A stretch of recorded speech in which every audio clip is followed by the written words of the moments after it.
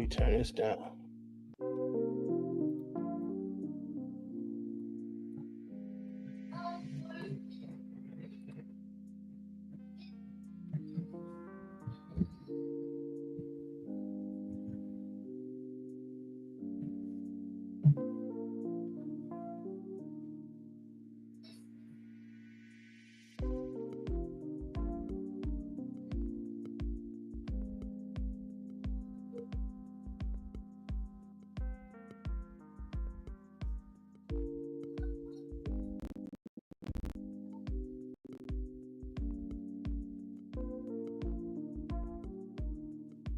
This shit will not play. Okay, there we go. I'm like, God, why does it tell me it won't play?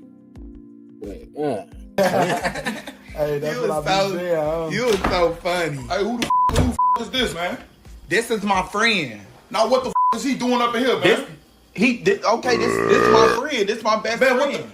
What the is he doing up in here, man? He not doing nothing. He ain't doing nothing but eat a couple of pieces of chicken. Okay, what the is he eating all my chicken? But he only eating a couple of pieces of chicken. What's wrong with him coming over here eating a couple of pieces of chicken? Bitch, I swear to God, this nigga, what you got this nigga in my crib, man? You not never here. On my grandma, you not never here. I'm just saying that this nigga in my crib. What's wrong with him eating a couple of pieces of chicken? I don't want to get no about him eating no couple pieces of chicken. What's wrong with him eating a couple of pieces of chicken? He came over here to kick it with me to eat a couple of pieces of chicken. I don't give a why is he in my crib? Why is he in my crib? Look, you doing too much though. Why is he in my crib? But you doing too much though. Why is he only coming over here to eat a couple of pieces of chicken? I don't give a about that bitch. Chicken man, whoever the you is, you got 5 seconds to get the out my crib. Hey, yo, that shit is lethal. Hey, but shout out to my brother, man. That was for him. Yo. Oh my God, man. He sent me that video. That shit was hilarious, bro. I had to do that shit. But man, I appreciate every last one of y'all, man. Let's get to it, man. What's good, man? What's good live in the building, man? Surgeon General when it comes to this new age of Bleach, which is good. It's good to have. Zenobi in the building, man. Zenobi in the building. We got Perfection himself here, man. Shout outs to him, man. And thanks for having me. Yep, for gracing us another time, man. Last time was exceptional, man. So I have no doubt this will be.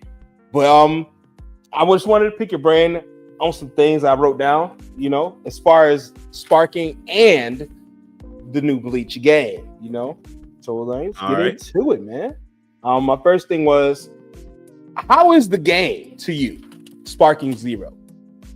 Just how is the game? Oh, okay. So I still haven't touched it at all. I don't.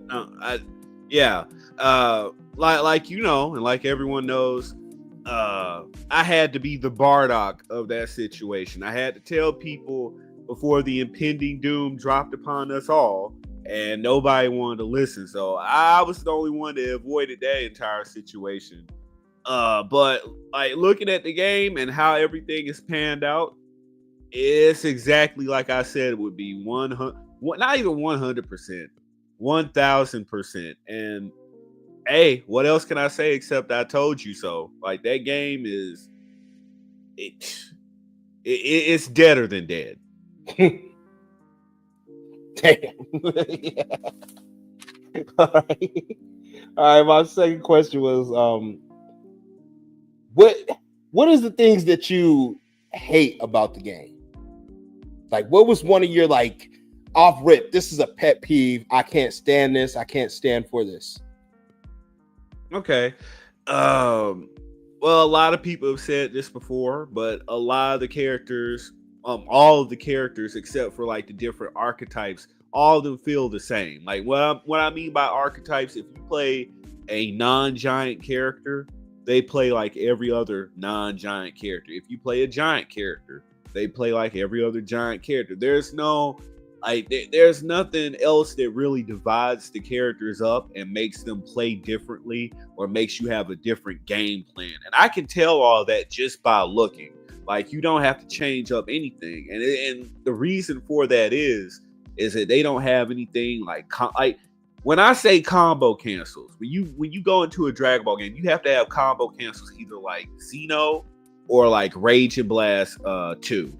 Like you gotta have some, because that's where you get the character deviations at. Like, oh, this character has sidestep cancels, or this character has guard cancels, charge cancels.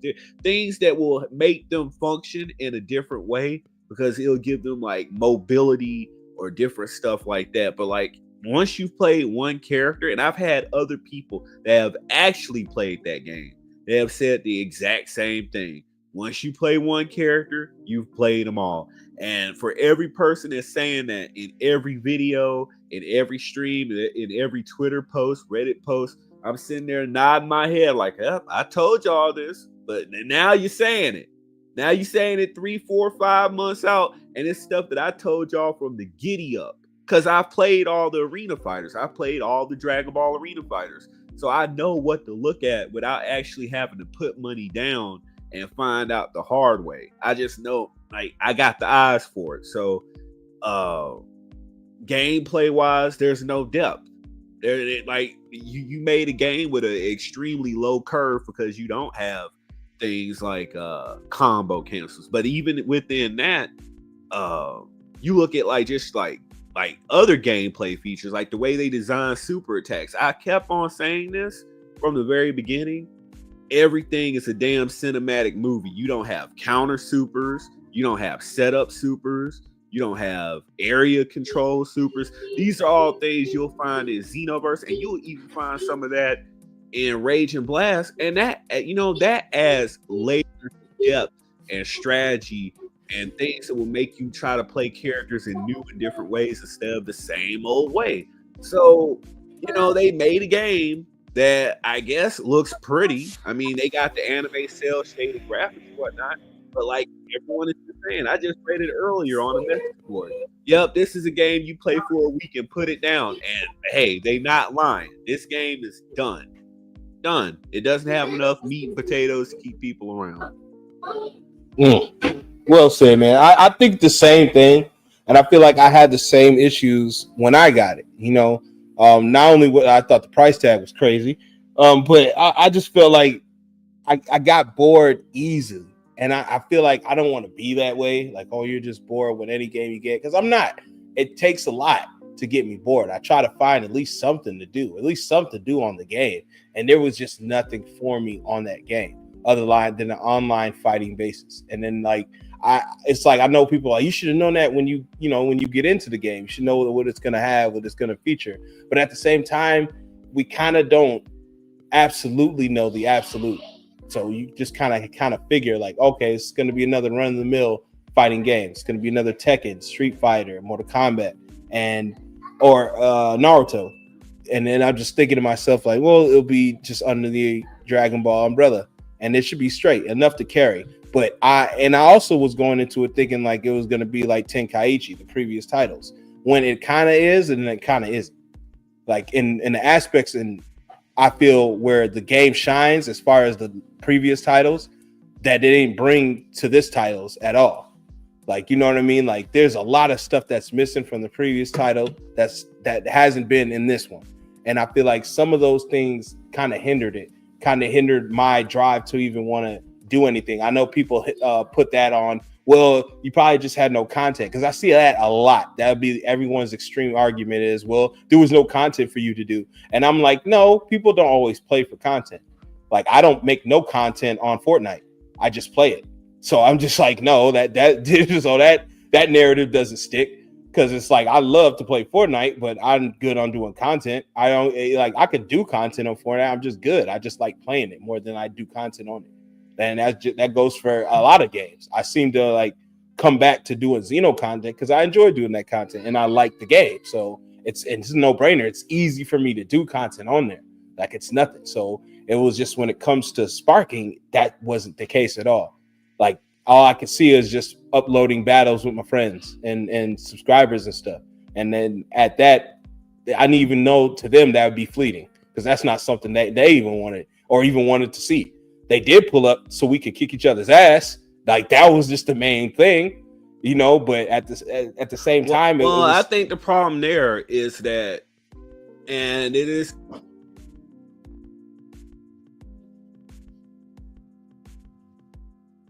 Hello?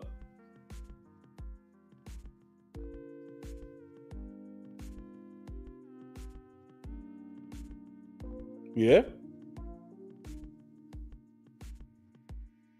Wait, am I still there?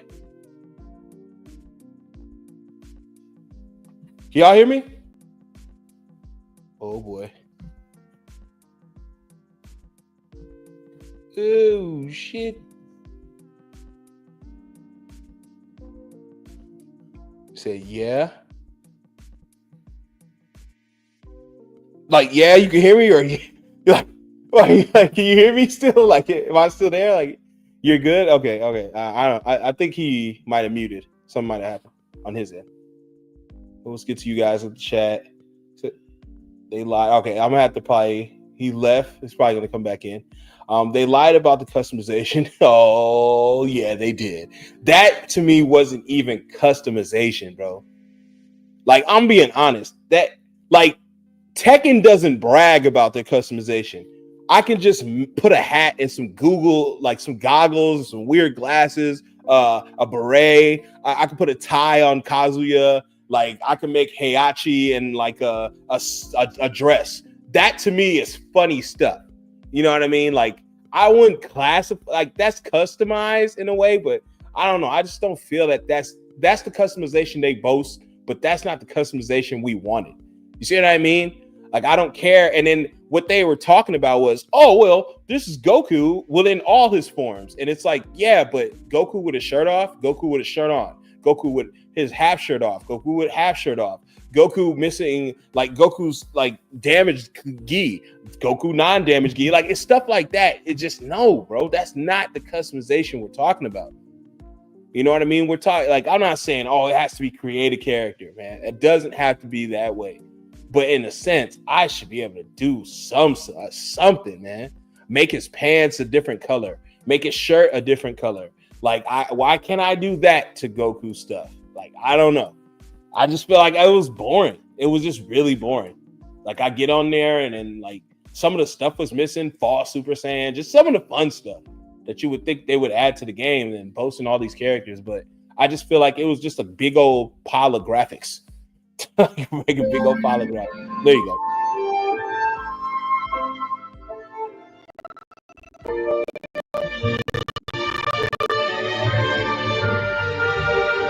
The customization is bad because there's no alternate colors. Every single villain, every movie character, every fusion, and every DBS character, with few exceptions, have zero alt colors. Yeah, and the previous titles had alt colors. Like, the alt colors were honestly pretty nice in the previous game. You know, like Cell, you get that inverted Cell, like with the blue colors and stuff like that. Like, there was some good stuff. Even back then, that wasn't full-on customization, but that was some good stuff to do. Omega Shenron was black. Like, I remember picking that. You know, like, it wasn't like the best, but it was okay. Just like in Naruto Ultimate Ninja, you pick Naruto, and then the other Naruto would be like a bronze color. Like, you know, they had like little parallel colors and stuff like that. But I feel like that's what they did now. Like, that's cool back then. You can get away with that stuff back then when we're kids and we're young, we don't know. But it's like, nowadays that you're gonna try to do it to us now like that. No, like, but like back on. Like back on Super Dragon Ball Z, they used to have Cell with manga colors. Yep. But like Budokai had the Krillin. Remember that? The Krillin fusion? That was like a Easter egg. Yeah. Budokai 1, where you played the custom story, or like it was either custom story or it was like the Hercule. I think it was the custom story. Like it was like at the very end. And that was crazy to see. I was like, and then one thing I did miss in this game, honestly, that hurt it. And I know a lot of people are gonna be like, what? Mini games in a Dragon Ball game just fit together, bro. They just do, bro. They hit. I remember. I told people that wasn't coming back. You remember people? They saw that clip of Hercule running away from he was running away from a great ape or something, and people were like acting like that was gonna actually be a mini game in Sparking Zero. And I haven't heard none of that. People were acting like the the push-up games and the Goku eating all the noodle bowl games. Yes. Like that was going to come back, and none of that came back. And I kind of tell people on that one too. It's like they have an aversion to give people what they actually want, which is wild because when I think about it, Deadly Alliance is my favorite Mortal Kombat game. But those mini games were on another level, man. Like you have like little test your mights. You had good stuff to put in there. You had the crypt to mess around in. Yep. Like your game needs extra things and deception. You had the chess. You can play chess, go-karts, and all this other extra crazy stuff. Like that's the stuff we need in a game. I'm like, I put it in my videos every once in a while for nostalgia purposes, but I miss that stuff. I miss having to chase Bubbles and hit Gregory over the head, going on Snake Way, running that cell. You know what I mean? Trying to get away from Piccolo. Like I like that type of stuff. The little like the stuff they captured in the mini game. How Android 20 Dr. Gero, when he had to sneak away from the Saiyans and everybody because he, zero detection. There's a mini game on that where you need to sneak away and get to the cave before them. That stuff adding to the story is good. Makes it good. Infinite Worlds had all that, like Goku running to the spaceship on Namek and getting struck by Thunderbolt. Training and shit. Oh yeah, the gravity room training, the punching bag training. Oh, bro. Like, and I mean, I'll tell you why they don't put this stuff in anymore. Like literally while we're sitting here talking about this, I think and this is an actual thing, it's planned obsolescence, right? They don't like the fact that we can sit there and play all these old games like it's nothing. Like they don't like that. It's a lot like cell phones and shit. They want to move you on the current cell phone, make you pay another over $1,000 for a brand new piece of cheap plastic, and unfortunately that kind of thinking has entered gaming, where they're tired of people being able to play Rage and Blast 2 or Tenkaichi 3 for years on end. They didn't intend for you to get that much enjoyment out of it. So it's like they go in and they purposefully half-ass things so that they can be like, oh well, see you again next year or in 2 years. That's all, folks, and that's it. Yes, incomplete games, bro. That's where the DLC comes from. They purposely give you a half-ass game so then that you can somewhat complete it with DLCs, which is insane, bro. And then the DLCs don't even be completing the games, to be honest. No, all the Dragon Ball games do. They like at this point, instead of giving people what they actually want, it's turned into like promotional material for like the new anime or the new movies. That's what it's done. So right now, the only reason y'all are getting Daima is because, they're promoting the English dub of Daima. That's literally why they didn't give it to people in progression with the original Japanese release of Dragon Ball Daima, and they purposefully waited for the English dub, which is stupid because it's still going to be like they're too lazy to go back and update it to English voices. It's going to be the same old Japanese voices, which again, it might be enjoyable to some, but some people want to play the English renditions of the characters. They don't care. And then they'll wait for another couple of months, and I'm pretty sure at the end of this year they'll have a new movie to announce, and then they'll try to wait for DLC next year and be like, yeah, you guys can be sure to get the promotional material for Dragon Ball, insert name here, movie, and that'll be it. So, like, it's not about them actually serving fans anymore. They're not going in and giving you stuff like Hatchiak or PyCon or characters that you actually want. They don't care. And like at that point, they need to actually fail as a business. So my next question to fly into that was asking you, do you think Sparking was a success? No, I think it was just if you had a perfect dictionary description of a cash in or a cash grab, Sparking Zero would be it. They did not care about the long-term success of this game. And basically how they handled the tournaments was evidence of that. Like they didn't care. They got those, allegedly they got 3 million units sold.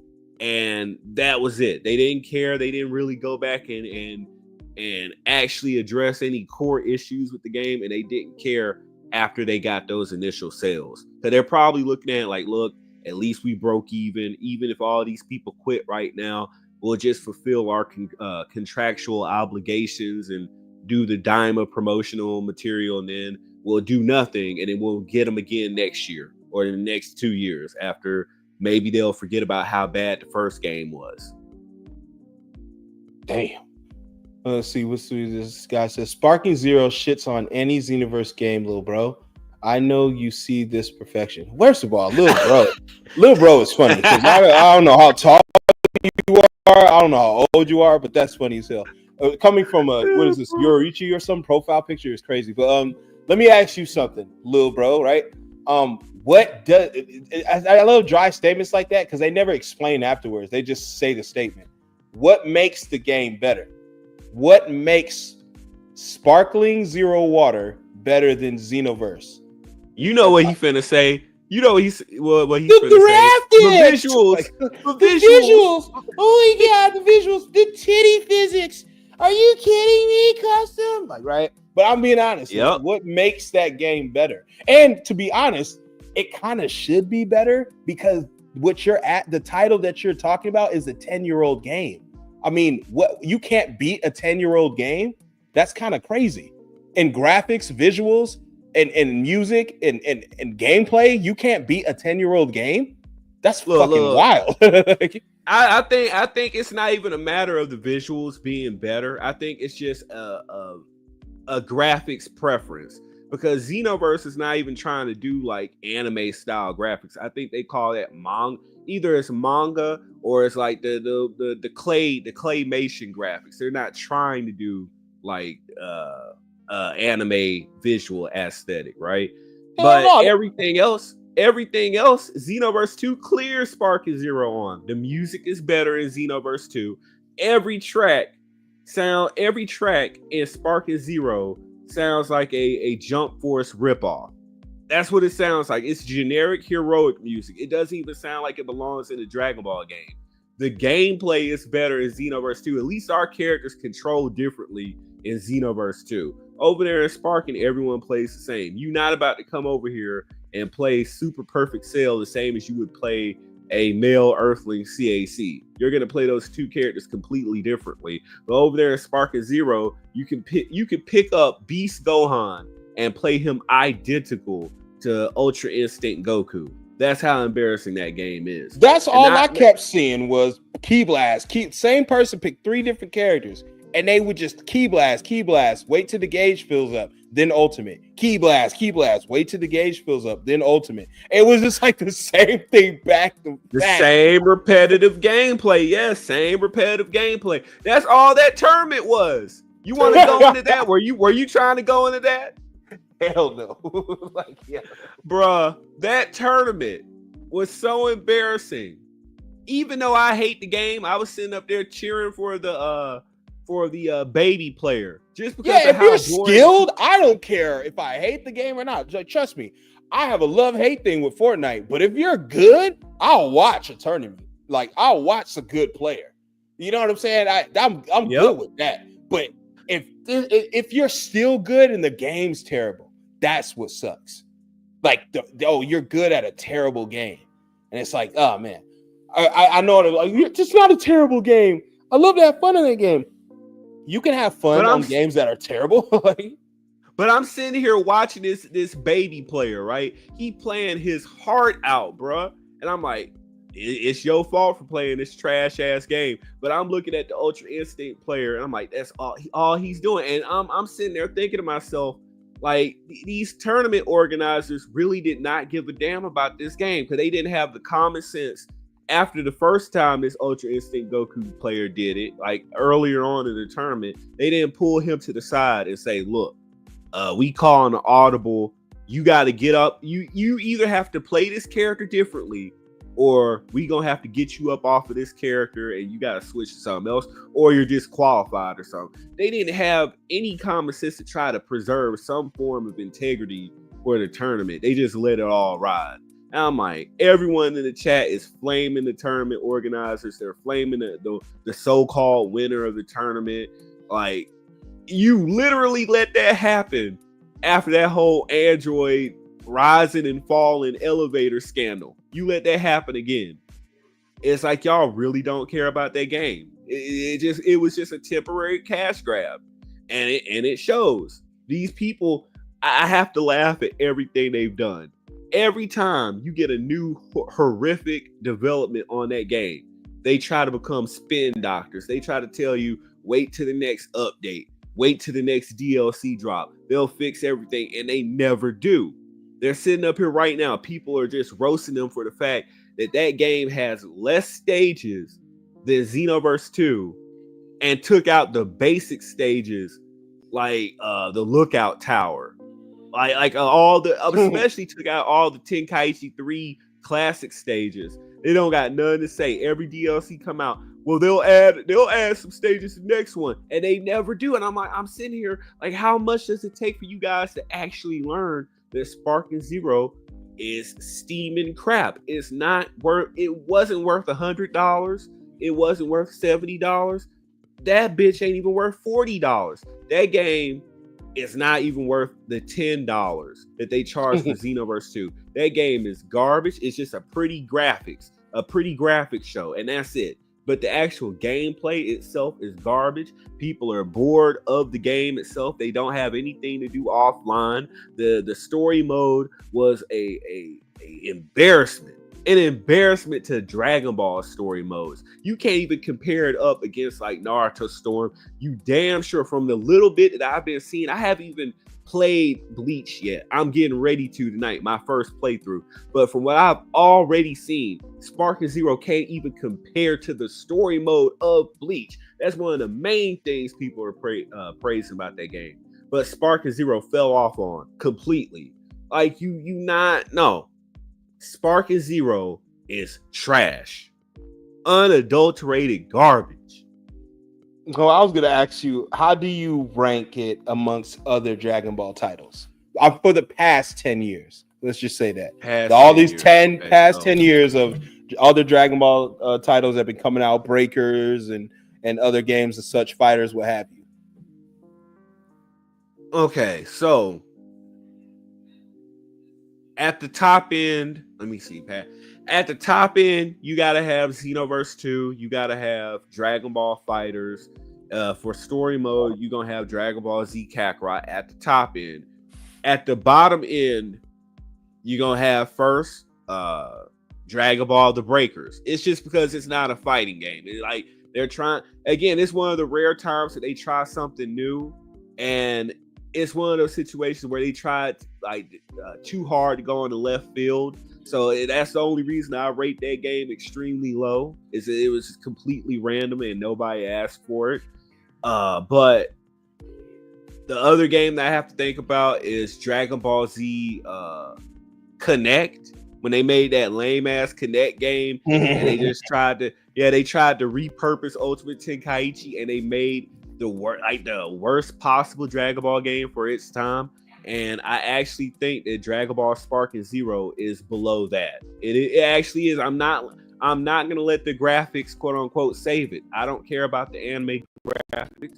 It is lower than Dragon Ball Z Connect simply because you could do more stuff on Connect. You at least had a story mode, on offline mode, an online mode.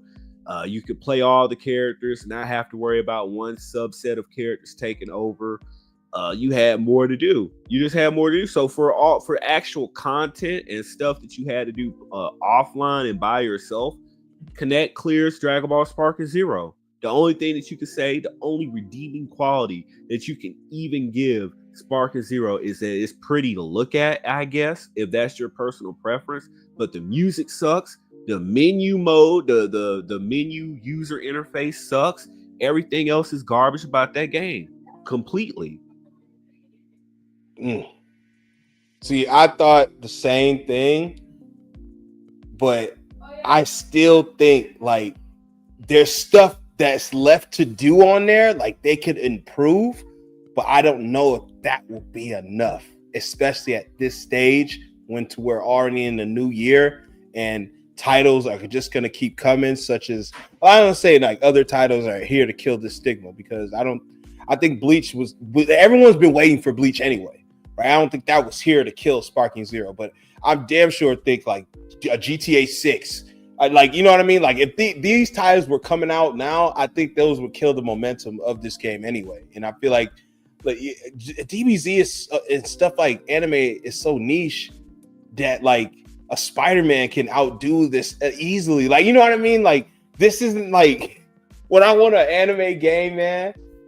I feel like this game wasn't that.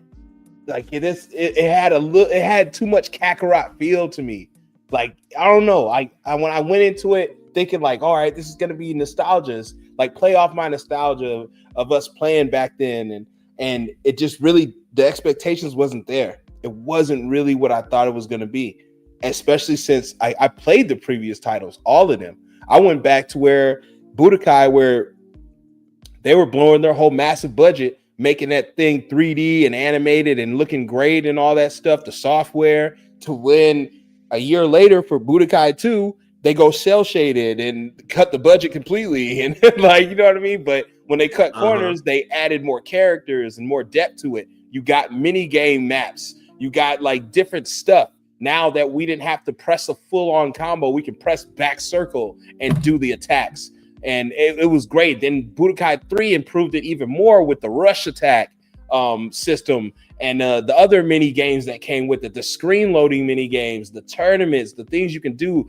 Buying and selling moves was something I liked in that. I liked the fact that I could go to a skill shop, buy a move, and where's Kamehameha? It's here. You just need this amount of money for it. I like that kind of like system to keep me playing on the game. But these games nowadays do not give you, especially Sparking. You already come with all the moves. The only things I had to buy was kind of like characters, and I'm supposed to unlock characters. Why am I buying them?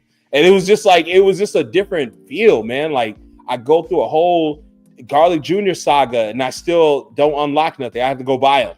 And I'm just like, I don't know. I just feel like I felt really played with it. Like, you know what I mean? Like, well, no, I feel like this. I feel like the way that Sparking Zero failed, it left a bad taste in everyone's mouth. Here's the thing. That game did whatever initially. It got the sales. It did what it did in the first month. But do you not know, like, they had to put a lot of marketing behind that game. That game literally got on WWE television. It got a spot. Yeah, it got a spot on WWE. It got commercials, something that we have not seen for Dragon Ball games in a long time. So they got a lot of casual people that don't even really frequent anime games that much. So literally, Dragon Ball, for the first time in the games format, had the whole world watching, and they fell on their face. You got new people coming in. This was your time to bring in a brand new audience for the Dragon Ball games, to get people back on board who had probably left a couple of years ago, right? And this was your time to get them back, and you failed spectacularly, right? Your story mode was trash. Like, they should have looked at that and said, nah, man, we can't go out with still images. They're gonna eat us alive if we do this. Nah, let's do it anyway. They're stupid Dragon Ball fans. They'll take it. That was the ideology behind that. You came in with trash music. You know, music is extremely important to Dragon Ball games fan. That's stuff that we gonna be bumping whether we're playing the game or not. And you come in here with Jump Force level music. It just sounds like any heroic, any generic heroic theme number 99 just playing in the background. It doesn't even matter, right? And you know that's something that people are still bumping. Budokai 1 music, Budokai 2, Tenkaichi music. That so you can't, unless you're not a fan, you can't tell me that you don't know that that's important. You come in, the menu screen, I guess they felt like they did something. I saw that. I've seen that on various different people's live streams, a little menu screen. And they like that Bulma's porch. They felt like they made an accomplishment just having everyone chilling out on that porch. And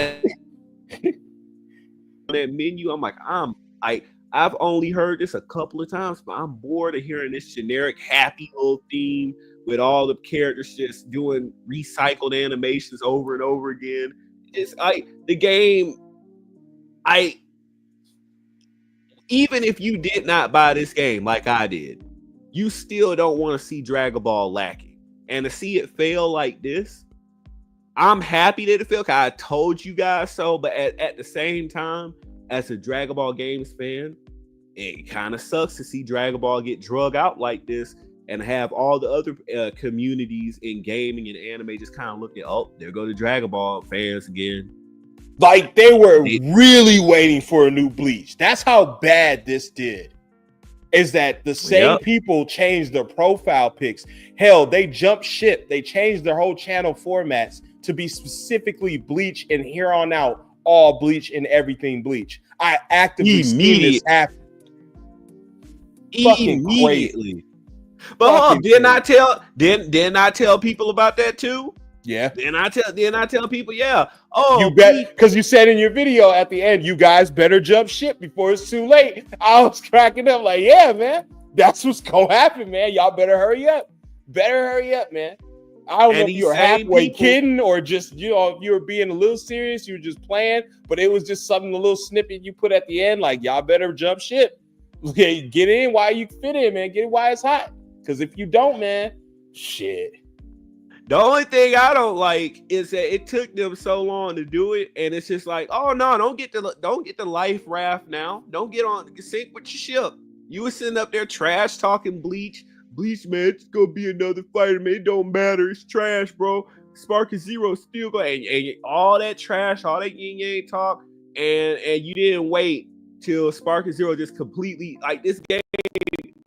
Already has sunk below like 1,000 players. I saw it the other night. I posted it on Twitter. The game had like 700 players on it. 700 and peaked out at like 1,500 players. That game is that's done. Fucking crazy. Now again, I know Fortnite's a global monster, but if you look at it, any given server, it could be on a dusty, nasty Sunday or some weak ass Monday. There's always, if anything, at least 5,000 people, even on the weakest baby LTMs or anything, creative modes or anything like that. Like servers, people don't know cost to upkeep and cost every month to keep on, man. And if you're not putting that upkeep or that player engagement, they're gonna get rid of that shit so fast. They did it with Jump Force and they weren't playing, man. They got rid of that stuff. I just feel like it really failed the expectations, man. And to be somebody who like you said, they were making fun of us when we played the previous titles.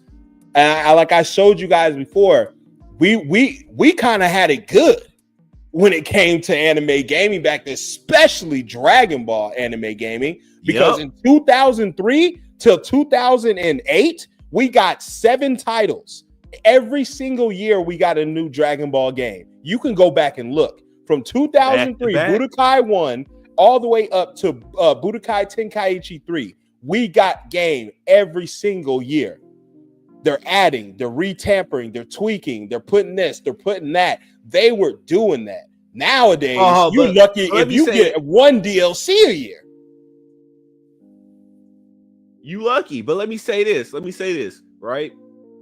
You notice how these people act like it takes these developers a millennium to make these games. And then I'm like, nah, like, oh, it takes them a year to make one character. Whenever we're talking like Xenoverse 2 DLC or we're talking about Sparking, they act like it takes them half a decade to make a small handful of characters. Like, bullshit. Because I'll give you this, right? Right. Remember when Master Ultra Instinct came out? Yep.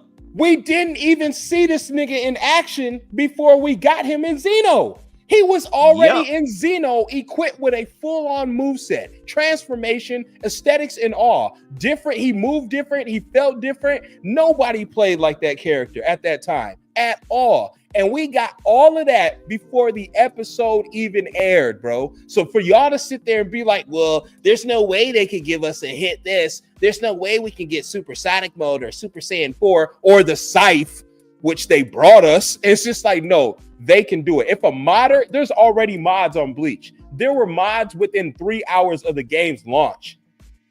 Check Twitter. 3 hours. Damn. People have no faith in a game nowadays being completed, which is why I see why people mod. I didn't before, but when you talk to these modders, which I have, actively talk to people, not a nigga who just gets fail saves and goes on that website and just shares off the save files. Not that guy. I'm talking about the guys that actually code, the guys that actually sell these mods to the guys that give these mods to people like Slow and Rikudo and things like that to do content with. I'm talking about those guys who put in the work, the designs and shells and shading and all that. Those guys are saying it. Bro, fuck that. The games are going to be incomplete. Why? Why not? Why not, mod? It just sucks that when Bleach launched, the PC side I'm hearing got fucked up bad. Like, right? It's fucking no. up The bad. only reason that happened, and I'm already finna drop a video about it. You not know, so many people hopped on Bleach on PC that it broke Steam. Literally, that people were talking about it. Like, Steam went down only because of Bleach. See? So many people got on there. There's an IP for it there, man. You can't say there's not if stuff like that is happening.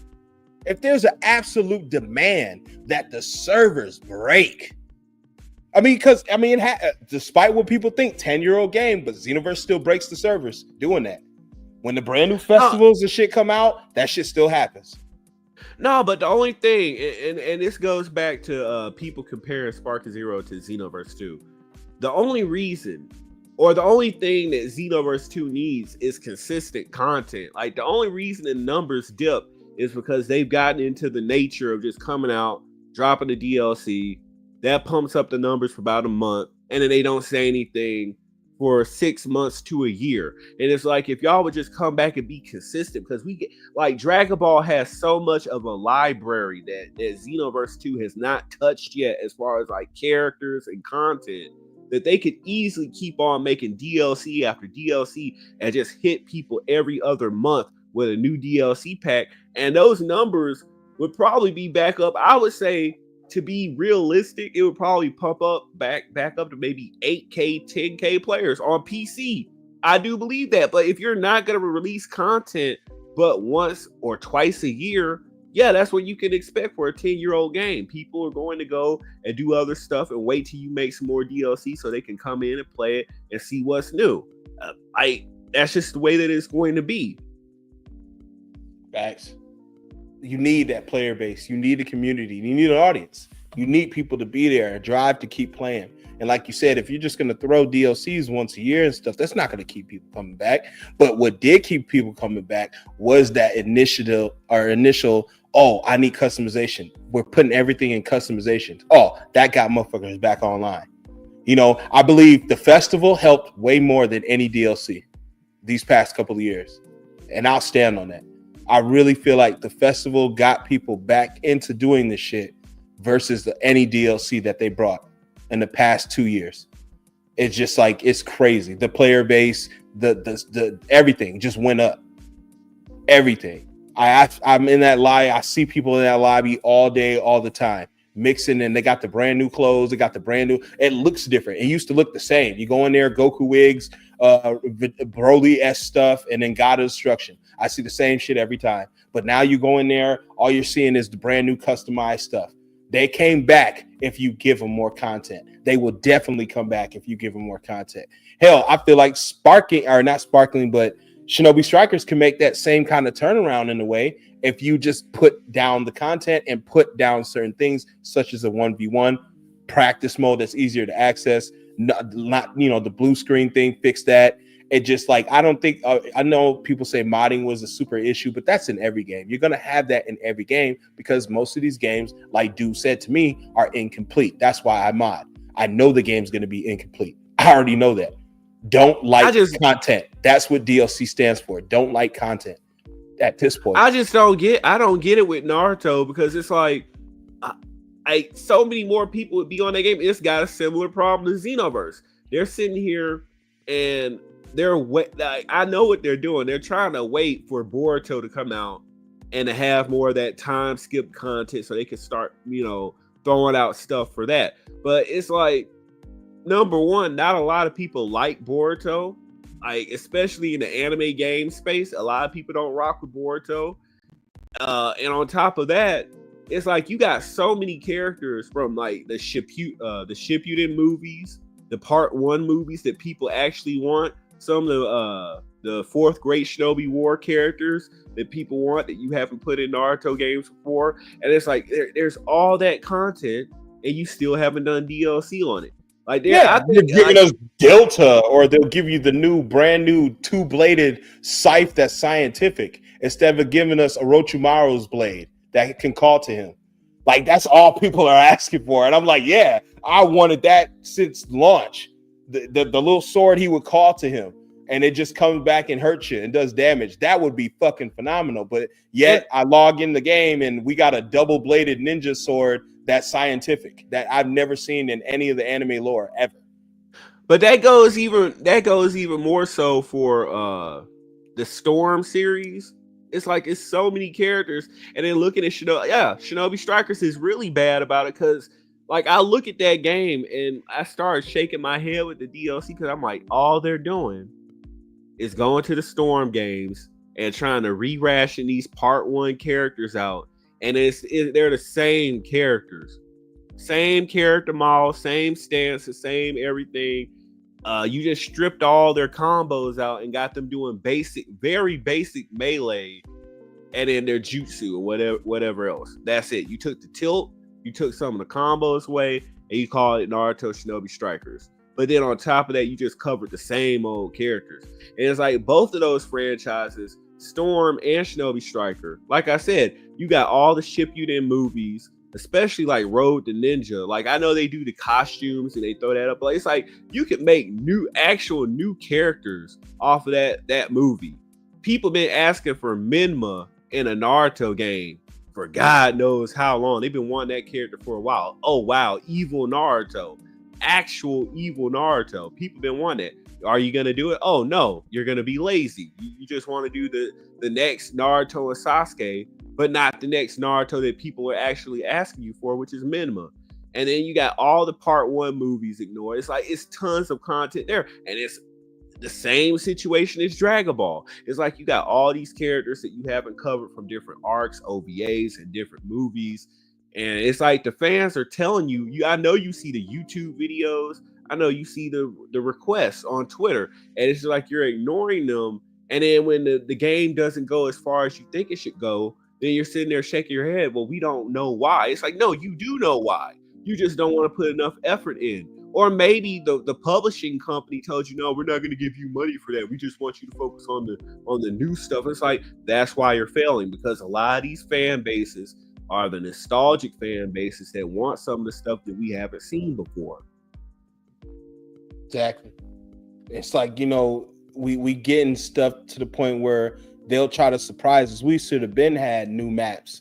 The city is supposed to be destroyed. Like, they told us this 5 years ago, y'all, that they were going to make changes to Xenoverse's Kanton City. They're going to expand it. We're going to get new vehicles. We're going to get all this shit. And they end up putting all that in Kakarot. They end up putting all that shit in Breakers.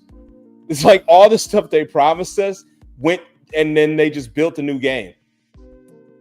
Like, I promise you guys, like, and go back to, I tell you, I archive some of my streams, and I go back and look at it for ideas and such, and I'm sitting there thinking, I'm talking to you guys, and I'm sitting there telling you, like, oh, I know y'all hyped for the new game, and I'm sitting there saying it then, like, I just think they made Kakarot because they so lazy that they just made it. I didn't say lazy, but I was alluding to the fact they made a new game, right?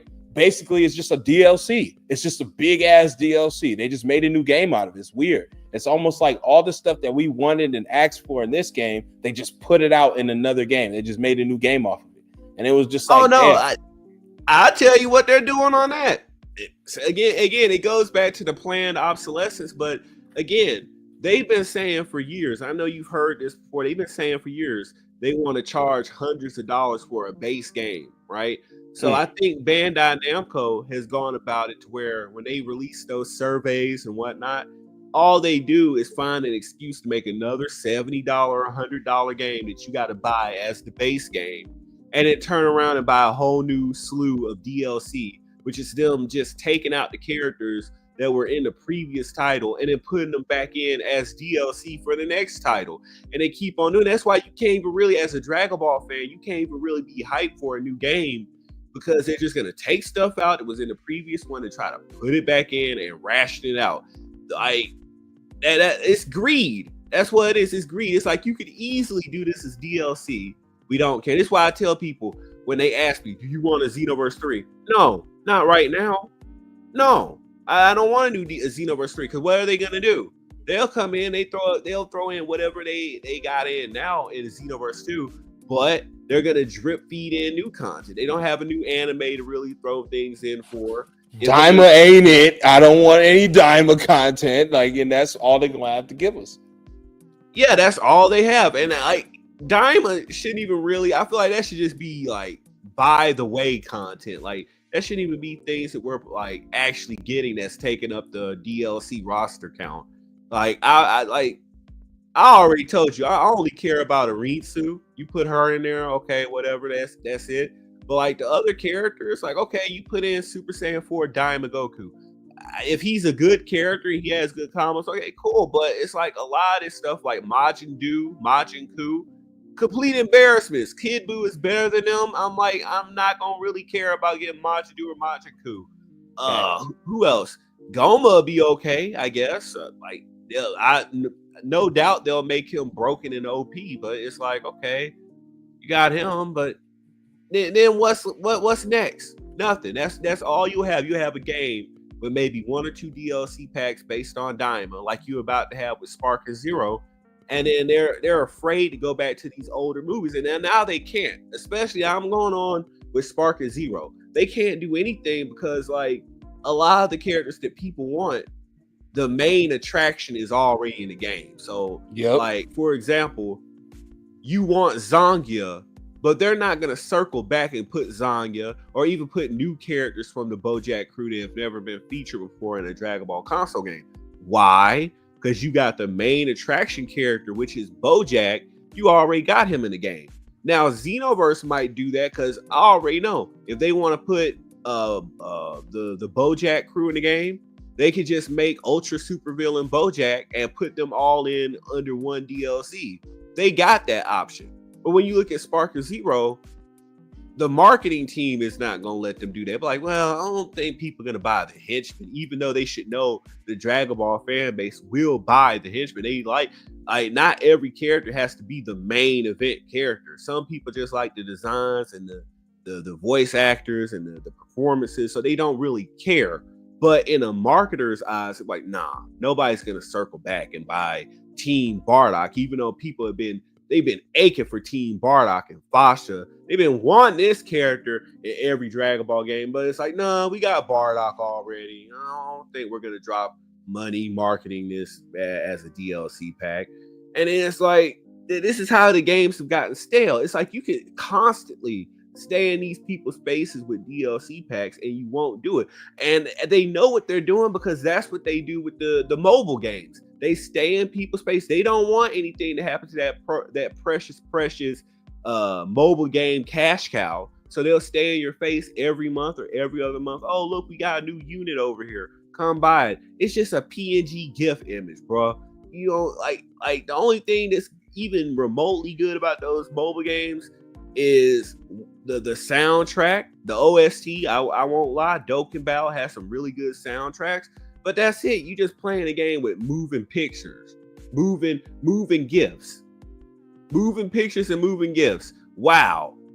The only thing interesting about Dragon Ball Legends is its implications for Dragon Ball Xenoverse 2 because they use the same assets. So it makes you scratch your head on, oh, why are these characters not over here in Xenoverse 2 when Dragon Ball Legends uses the same facts? No Shallot, no. I don't understand why don't they collab with Super Dragon Ball Heroes. You know how much content you can produce from that game that could be put and implicated in Xenoverse 2, which is also a fantasy game in itself because it's a what if.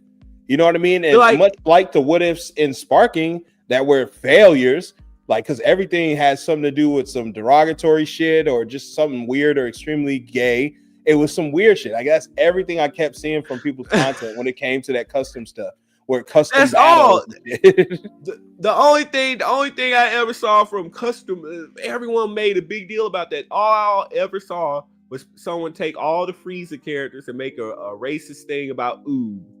Literally, that's all I saw. Exactly. Talk or whatever, and then of course they took Master Roshi. I saw that one too because someone sent it to me on Instagram. Master Roshi with all the females. So I'm like, okay, so where's all this creativity? Where like you had to like custom battle was gonna be this big thing, and it was just nothing. And you got it isn't like.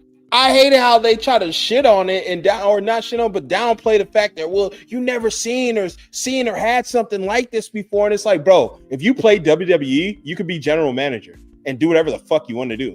You could set the matches, you could set the pay-per-views, you could set, bro, like a lot of games do that. UFC, you could do main events in UFC. A lot of games do custom matchmaking and custom stuff like this. It's just that, this is the first time we've seen this in a Dragon Ball game and it sucked. Like, right, like you would think it could be added and it would make it better, and I believe it could have if they put it in a different way, but the way the people were abusing it and the way they were using it was kind of like, see, this is why they shouldn't have this. No, but they took that as a challenge. They looked at, I already told people, y'all wasn't going to do anything with custom battle because they had already controlled all the words that you could possibly use in that mode. Yep. They were scared about people doing offensive stuff. So, of course, that was going to be boring. You weren't going to have a real custom story mode if you can't write your own story mode in there. You got pre-scripted BS that basically you could just say this is stuff they didn't use on the actual episode battle, so they just threw all the bulk and made you have the illusion that you got custom battle. That's when it's only one or two ways it goes, just like any other game that has storytelling of that nature. Or will you go to the light or will you go to the dark? Well, you're only giving me two fucking options. So I'm gonna play the game this way or I'm gonna play the game this way. Like that's basically how it was. Like when you go on those custom battles, it was like, Gohan custom thing, and it's like, okay, Gohan's story, and it's like, he becomes Goku, he becomes a Gohan Black, and it's like that's not even interesting because his dad did that. Like it's not even like it would have been good if he turned evil on his own. Like if the future saga with him and Trunks with the one arm, if he was evil in that would have been some good stuff to do. That would have been a good spin-off. A little, because we haven't dived into that. We only got that for like an hour in the movie. Just I wish they would have expounded on the movies and did what ifs on the movies too. But it wasn't. It was just shit. It was shit. It wasn't like a general manager mode. It wasn't like a true custom make your own battles. Like you said, everything is lined up and scripted for me to say and for me what to do. And so you only let me pick light or dark. Which way you're gonna go? No, but people thought they were gonna get like a Shadow the Hedgehog, like custom. I don't even say custom story, but like custom story routes. Like not everything being extremely linear, but like it makes me die of laughter how people try to hype up Gohan Black. Like these are the same people that try to critique Dragon Ball for reusing the same concept over and over and over again. But you sitting up here cheering Gohan in Goku Black cosplay. He still sounds like Ultimate Gohan, but he's LARPing as Goku Black. Like, bro, get that crap out of here. We want him as a character. You want Gohan with another outfit. That's what you're telling me. That's basically it, because he don't even train in every movie, every show. Bro, go back. 4 straight movies in a fucking row. This man does not train. He is not battle ready. He is not the guy that you guys thought he was. They didn't draw him like that. Akira Toriyama didn't make him like that. He wanted to, and then the fans were like, fuck that. We don't want a new hero. We want Goku. We want Vegeta. Okay, that's what we want. So he said, fuck it, man. We'll put those two people back in order and back in the lead. And it's like now everyone's clamoring for some Gohan love. And it's like, bro, what love? Go back, bro. The last 3-4 movies, the man is shit. He's getting KO'd by henchmen. He's getting beat like it's nothing. I lost everything for Gohan, bro. He used to be my nigga. We were both, I was 11. I remember being 11. He was 11. Like, fuck that, man. That man is washed. I can't stand it, man. He is, and the problem with Gohan overall is that they can't find a new record to play with him. Let me explain this. Like every Gohan story it's the same Gohan story. They try to make him like he's a little kid again. Oh man, I'm gonna snap. Oh man, I'm gonna snap. I'm gonna wild out. I'm gonna crash out. And it's like it's the same thing every time with him. Yep. Oh, I don't train. I don't like to fight. I'm not gonna blah blah blah blah blah. And then like it was one thing where his mother was making him study. They you know, you go back in them early DBZ episodes, he was getting whipped by a teacher. That teacher was whipping his ass to do more studies. He hated it. He just wanted to train and be out there. And then like they time skip it, and then out of nowhere, this nigga in high school living normal. He don't even know how to fly really. Like it's just fucking embarrassing. Taking a bus. It's just like, bro, what is this? One Punch? This is not even satirical. Like One Punch is funny. It's funny. It's supposed to be meant like that. It's supposed to be funny. It's supposed to be the world's dangerous, strongest hero is grocery shopping and can't find eggs. That's funny shit. Like, you know what I mean? But in Dragon Ball, it's not funny, bro. It's embarrassing. But it doesn't even make sense like in the world of Dragon Ball because like Gohan, you're married to literally one of the richest people in the world. Good, baby. I like this. Thank you. You're welcome. If you know who it is. Yeah, it's Todoroki. He's the guy that he can do lightning. No, that is not. He can do lightning. That's Denki. No, he shoots the laser through his belly button. That's Todoroki, man. Yeah. Thank you. I love it. You're welcome.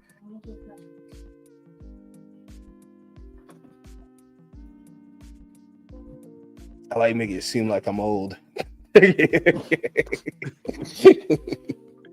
No, but what I was saying, man, they've gotten Gohan to a point where he's playing the same tape over and over and over again. Like they always try to make him that same little 11-year-old that's gonna throw a tantrum, that's gonna snap, and that's gonna crash out. That's gonna beat the villain in one hit. It's like there's no reason to be a fan of Gohan because he can't do anything new.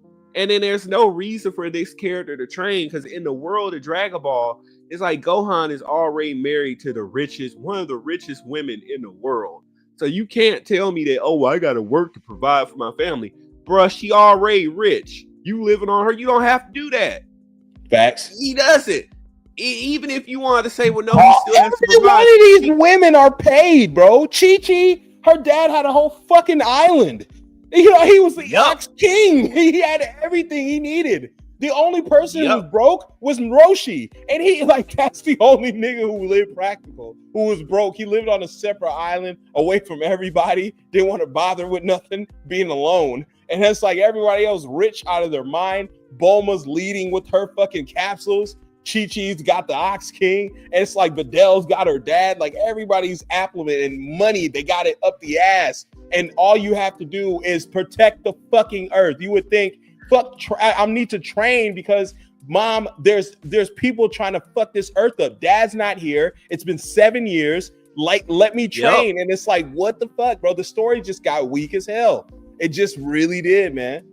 Especially for Gohan. Like I said, he's married to Videl. He doesn't need to train. But he doesn't need to be a scholar. That doesn't make sense. How you gonna be a scholar if you don't train to protect the world that you know people on a regular ass basis are coming down here to destroy this world and you don't train to make sure you can protect it? It doesn't make sense. And like it made me not even like Gohan as a character anymore for how they were writing him, because it's like, this is the most selfish, greedy character that I've ever seen. Like, you know the severity and the dangers of what could happen because you heard everything from future Trunks. You heard how screwed up stuff got, especially with your dad dying. So your dad died. You already experienced what it was like. You got lucky and got some peace out of it. But then Majin Buu and the crew pulled up. Then you already got a taste of how things could get when Frieza pulled up in Dragon Ball Super, and you just keep on not training. You put everything off to your dad. You obviously don't care enough about your wife and child because you've already seen what it was like for them to be destroyed with the planet. And then you go right back to not training again. And you don't start training until the term of the power. and then you go right back to not training, and then you don't like again. Gohan is a lazy, oafish character. He's been turned into that, a lazy, oafish character that's like, oh, I gotta study. Like, bruh, it's not that much study in the world. You are a gifted warrior. Your dad is either absent from the world, off on some other planet training, or he might be dead. But you got to take up the mantle of protector of the earth, and you keep on finding ways not to do it. So it just makes me not like him. I've always said I'll be a fan of future Gohan, because at least he grew up to understand what he needed to do, and he made the ultimate sacrifice for Trunks. He may have went out, but at least he did what he needed to do. But this Gohan right here, with he has all the resources to literally be the strongest character. Unless he gets a hacks out of nowhere power up, he doesn't care to realize that potential. That's what makes me not like him as a character. Facts. Like I said, man, I had enough of it, bro. Like the ceiling to me was the killing the cell, and that was it. And even when they brought it to the games, I was loving that shit. He brought it to the game. You had mini games of beam fighting, beam clash, and that was one thing I was really disappointed in Sparking. They didn't have beam struggle. I didn't give a fuck about the clash. Beam clash, they had that in Xeno. I don't care about it clashing. That's fine, whatever. I'm talking about the struggle of the beam struggle that they have in the anime and they had in previous titles. Missing. There's little nuances in the other games that are missing, and they failed to put them in this game, which makes it, you can't put nostalgia on me and then not bring the nostalgia to this game. It didn't feel like it at all. It didn't feel like Tenkaichi 4. It just felt like another Dragon Ball game because we're not making Z yet, or we're not making Xenoverse 3 yet. Another placemaker, if you will. Because that's all this really was, is a placemaker. Like I said, I don't want to see them make Xenoverse 3. If this is what you got, because when I think about Xenoverse 3, it needs to be such a massive evolution over Xenoverse 2 that I don't feel like they're ready. I want to talk about the roster. Even revamped, I don't think was. I know everybody's like, revamped's like a Xeno 3. I get what you mean, but in a sense, it's not. It's just like an updated Xeno 2, which we should have got. It's everything that we should have got in Xeno 2. That's what revamped is. It's not a Xeno 3. It's just everything we should have got for Xeno 2, which is great. I'm not going to lie to you. I fucking love that. The stuff you can do on there, but if I can already do that on my PC, I mean, like, we're on a different game at this point. What's the fucking point? You know what I mean? Like, I go ahead. Yeah, that's why I wish they would get it together, because like right now, Xenoverse 3 would not be it. The roster is going to have to be massive. I don't want them to just constantly be waiting for like another anime or movie to drop. It's like, nah, go pull from Dragon Ball Heroes. Go pull from Dragon Ball Online. Get it to a point where I could play every character that was ever in Dragon Ball or Dragon Ball Z or Dragon Ball Super. Like literally, I want to play the Term of the Power.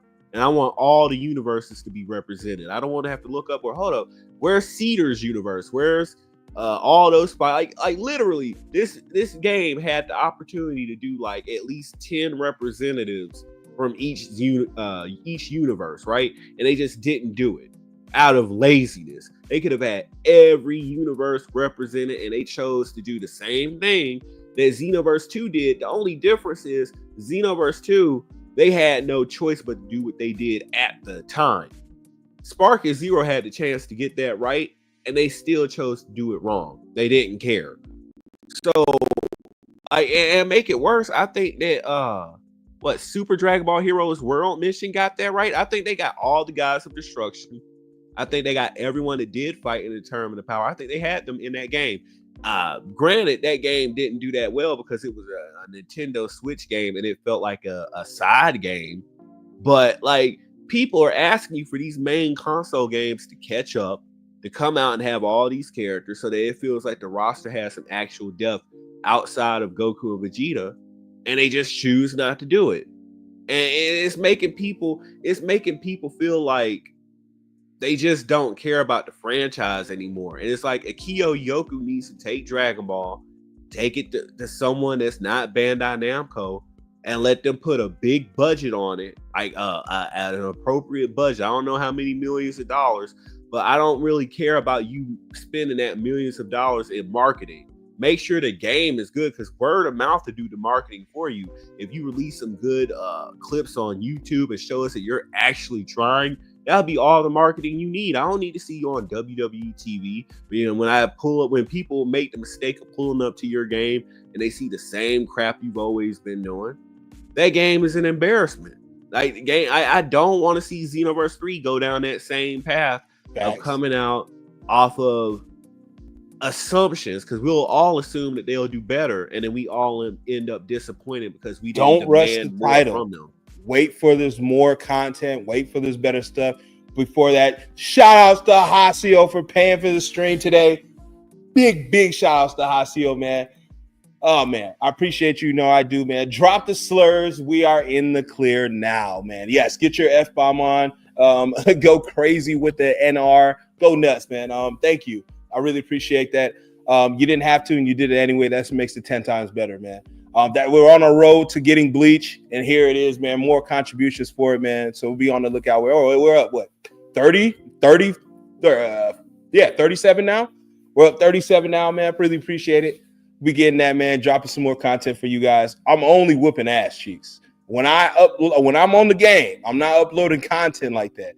But when I go live, I'm only whooping ass. That's major ass. That's what I'm doing. But I really appreciate that. And the 37 months going crazy, man. Going nuts, man. Appreciate the love. But exactly, it's exactly what you're saying. Like, we need better. And I don't want something that's half-assed right now. Xeno 3 is what Xeno 2 did as an impact. Like I was saying yesterday during live, I understand what 6 was saying. Like, the IP isn't there, but what that one dude was saying had some good merit to it. Like, oh well, there's a good chance though, if you're not a Bleach fan, that this could get you into be a Bleach fan, or at least liking Bleach in somewhat shape or form. Because like I said yesterday, I hated Dragon Ball Super with a passion.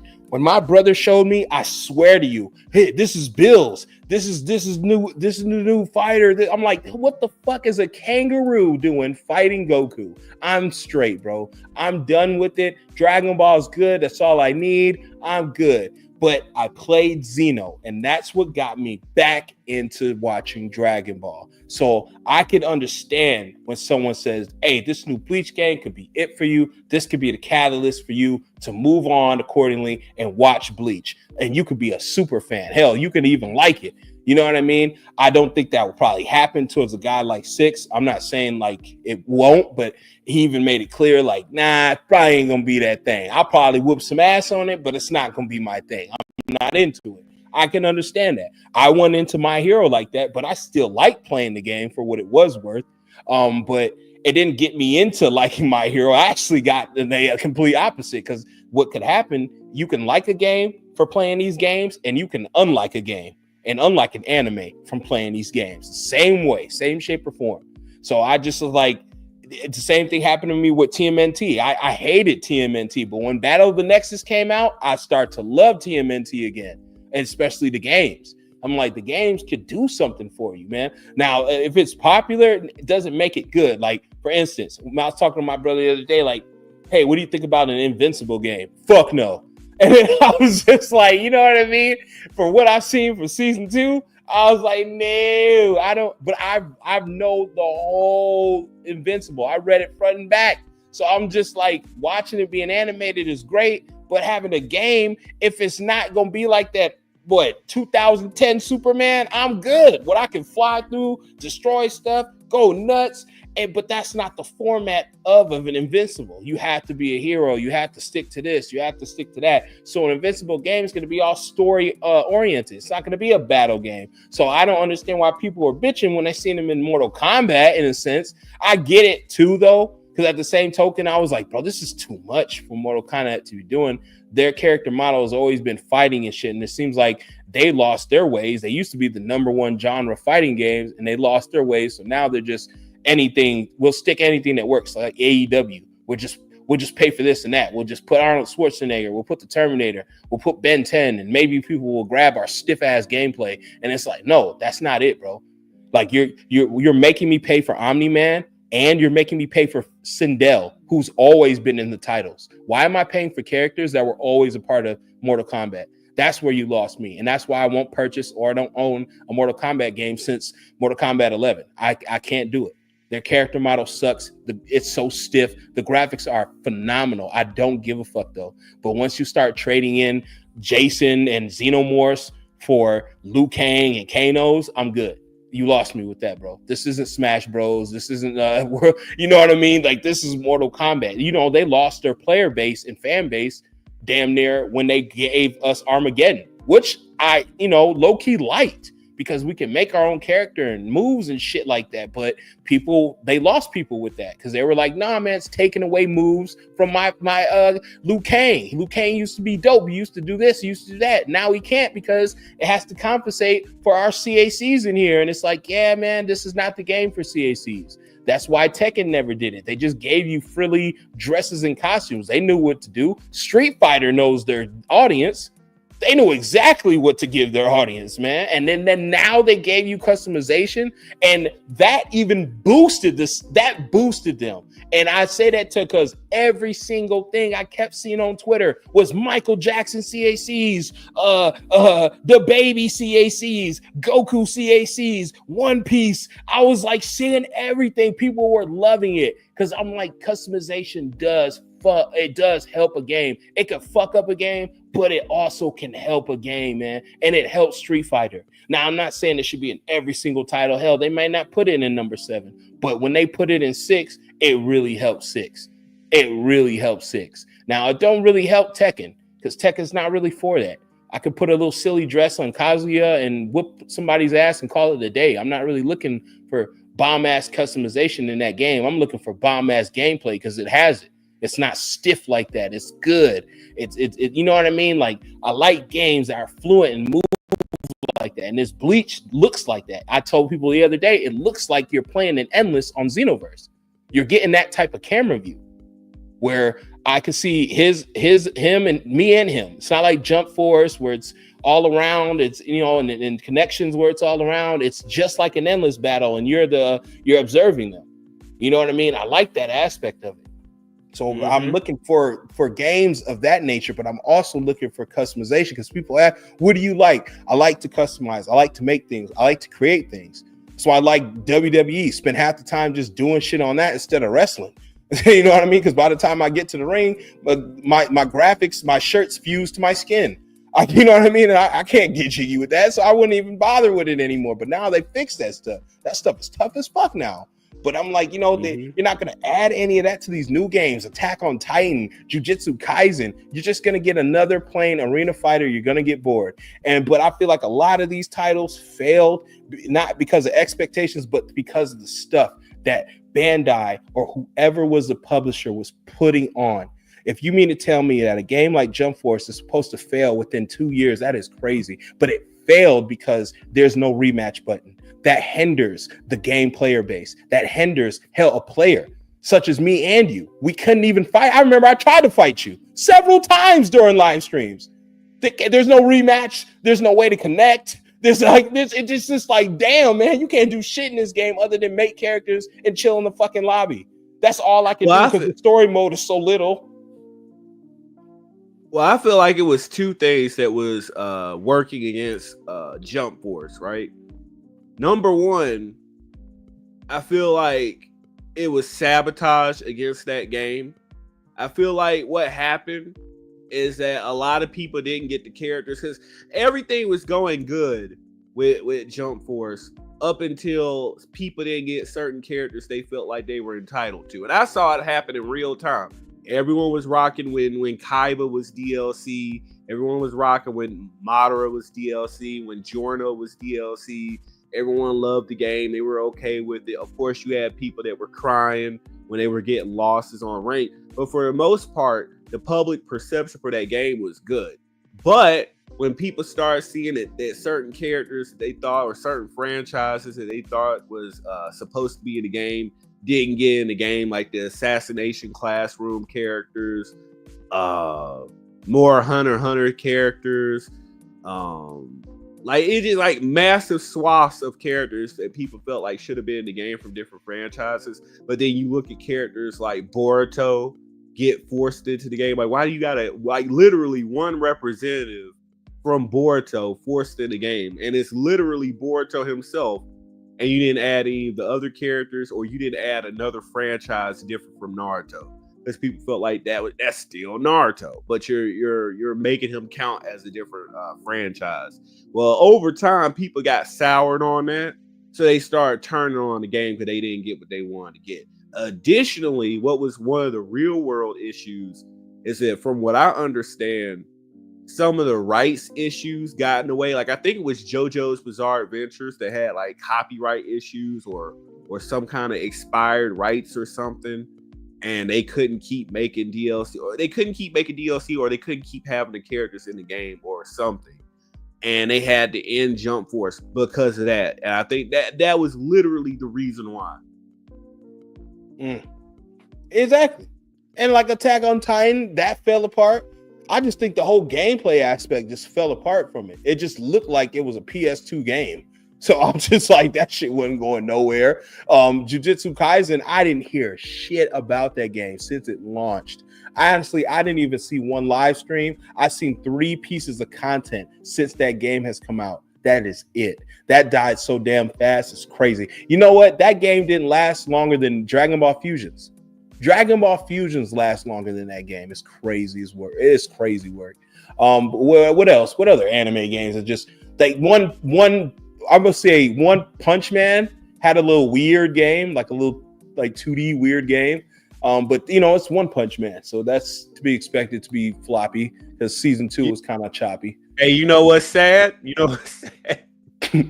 One Punch Man hero nobody knows lasted longer than Spark and Zero. Fucking crazy, bro. Bruh, I think Jujutsu Kaisen Curse Clash lasted longer. In that game, at least it probably did. So it lasts long because Spark and Zero died within a month. Definitely died within like the first 2 months. But yeah, I know it was major copium because everybody kept, oh, well, what is Perfection talking about, dude? It's only on the Steam. It's only on Steam where their player base is low. That's still low. You know how many people have computers? Bro, that's still low. Like, that's still fucked up. It's Steam. Bro, like, you know what people do with mods and PC? Their player base is low. Bro, you know mods carry most of these games half the time when there's no lore, there's no DLCs. That's all they're fucking tuning into is mods. And you're telling me you don't even have the drive or ambition to even fucking mod the game? Yeah, the game's done. The game is fucking done. When you don't even want to mod and fuck around, like, yeah, the game's done. Absolutely ass. Well, the only problem, and I'll go ahead and say this, the only problem that I can see coming with Bleach, Rebirth of Souls, is if they don't know what to do with the DLC. Now, I think we all seen Sergio M3's data mine leaks with the characters, and like, I hope that that's just them, because I think games are pretty good with like leaking what they want to leak now. I don't think they left those in there by accident and didn't think anyone would find those files. But right now, it's only Yak, Unohana, and the other guy. I forget his name, but he's the other broken character for the 1,000-year Blood War arc. And it's only those characters that they found, like 3 or 4 characters. And I'm like, nah, y'all got to hit the ground running. So I'm hoping that they do better and they do like full-on packs. Because they definitely need, from what I've already seen, like I've seen on Twitter, I haven't even played Bleach Rebirth of Souls yet, but what I've seen on Twitter is that they are lacking with the Bazaars. Like, none of the Bazaars are, except for Shinji, is playable, which they definitely need to fix that. So that could be a Bazaars DLC pack. And Holly Bell's like subordinate characters, like those 3, Apache and Black Rangiku and the other one, That could be like the Iran card pack. That could definitely be some DLC. I've already said it. The Zanpakuto Rebellion arc could be DLC, but I hope they don't get to the point of drip feeding and rationing out content like the data mine suggests. Because 3 or 4 characters is not going to be it. That's the only thing. Like, other than that, I see the gameplay. I've already seen rank matches that looks pretty good. I've seen the combo system that looks really good. But the DLC and how they decide to hit the ground running is really going to decide how far Bleach Rebirth of Souls goes. Oh, so you don't have the game? No. I got the game. Okay, I'm gonna stream it tonight. I pre-ordered that weeks ago, bro. Bet. It's just sitting up there waiting for me to play it right now. Dang. Yeah, but I'm just looking at this different stuff, and I'm like, if they could hit the ground running with what people want, they'll be straight. I can already see this game easily having 2 or 3 years worth of content if they know how to make the DLC not seem sparse. But they have a whole bunch of filler, like the Zanpakuto Rebellion arc characters. Literally, just make the Zanpakuto their spiritual manifestations playable. That's all you gotta do. That's one DLC pack. That all lasts about 3 or 4 months, if not longer. Then come in 1,000 Year Blood War arc. Add all those, because like Yak, there's more characters than just Yak. There's all the Stern Ritters. You got all them that you gotta add. So like they gotta play their cards right. They got too much content on the table. Like realistically, if they do things right, Bleach Rebirth of Souls could have like a 70 character roster with all the different arcs. If they just like 3 or 4, I say 4 or 5 characters at a time and just release them at a decent schedule, that game can go on for 3 or 4 years easily, and not slow down. You know what's wild? I watched, I don't know if you know this guy, his name was Makai San, and I watched his live stream. And when he was live streaming, he was playing a game that was older. It was like a PS3 game or something. It was a Bleach game. And I found that Bleach game more interesting than this new one. I ain't gonna lie. He was shooting shit up with this dude. And you know what I mean? He was just fighting different people. Like, not like an online basis, but it was just like computer and characters and shit like that. It was reminiscent of a PS3 game. But, you know, I was like, that aspect seems a little cool. If they had a little mode, you can do some shit where if you're not so much of an online-based player, or say you don't even do online at all, you got something for the people who don't do online. You know what I mean? And I feel like if the game doesn't have that, it's missing out on some of these good aspects, especially for people who don't really, not to be like antisocial, but just don't really get down on online player base. They're so used to just doing them and getting off the game, getting on the game, shit like that.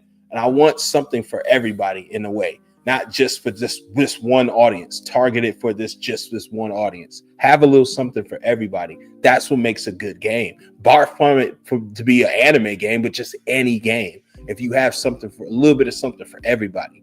You know, I remember playing Ratchet and Clank, and that used to be fun because I can make custom weapons. I can upgrade my weapons. I can do it to my choosing, to my liking.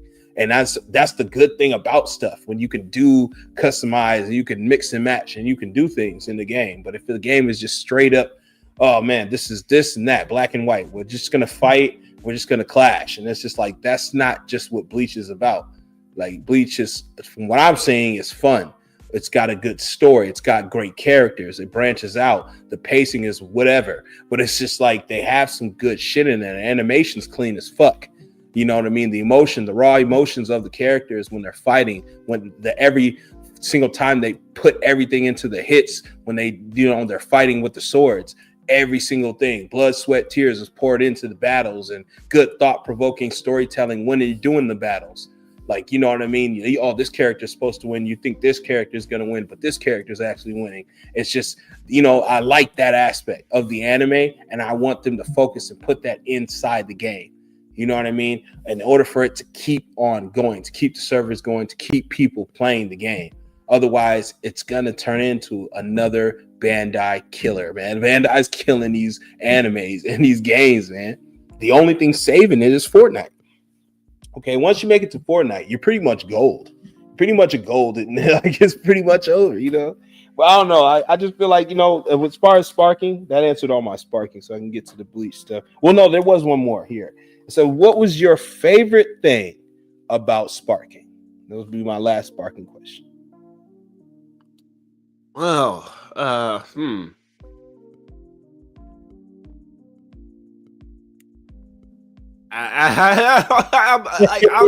almost at a loss. I didn't play it, but like, I guess the implications for Xenoverse 2, like I saw like Berserker Kale, and I'm like, okay, if she can get in over there, there's no reason she can't get in over here. So I guess like by that, like if I'm looking at characters that are over, and it's not that many.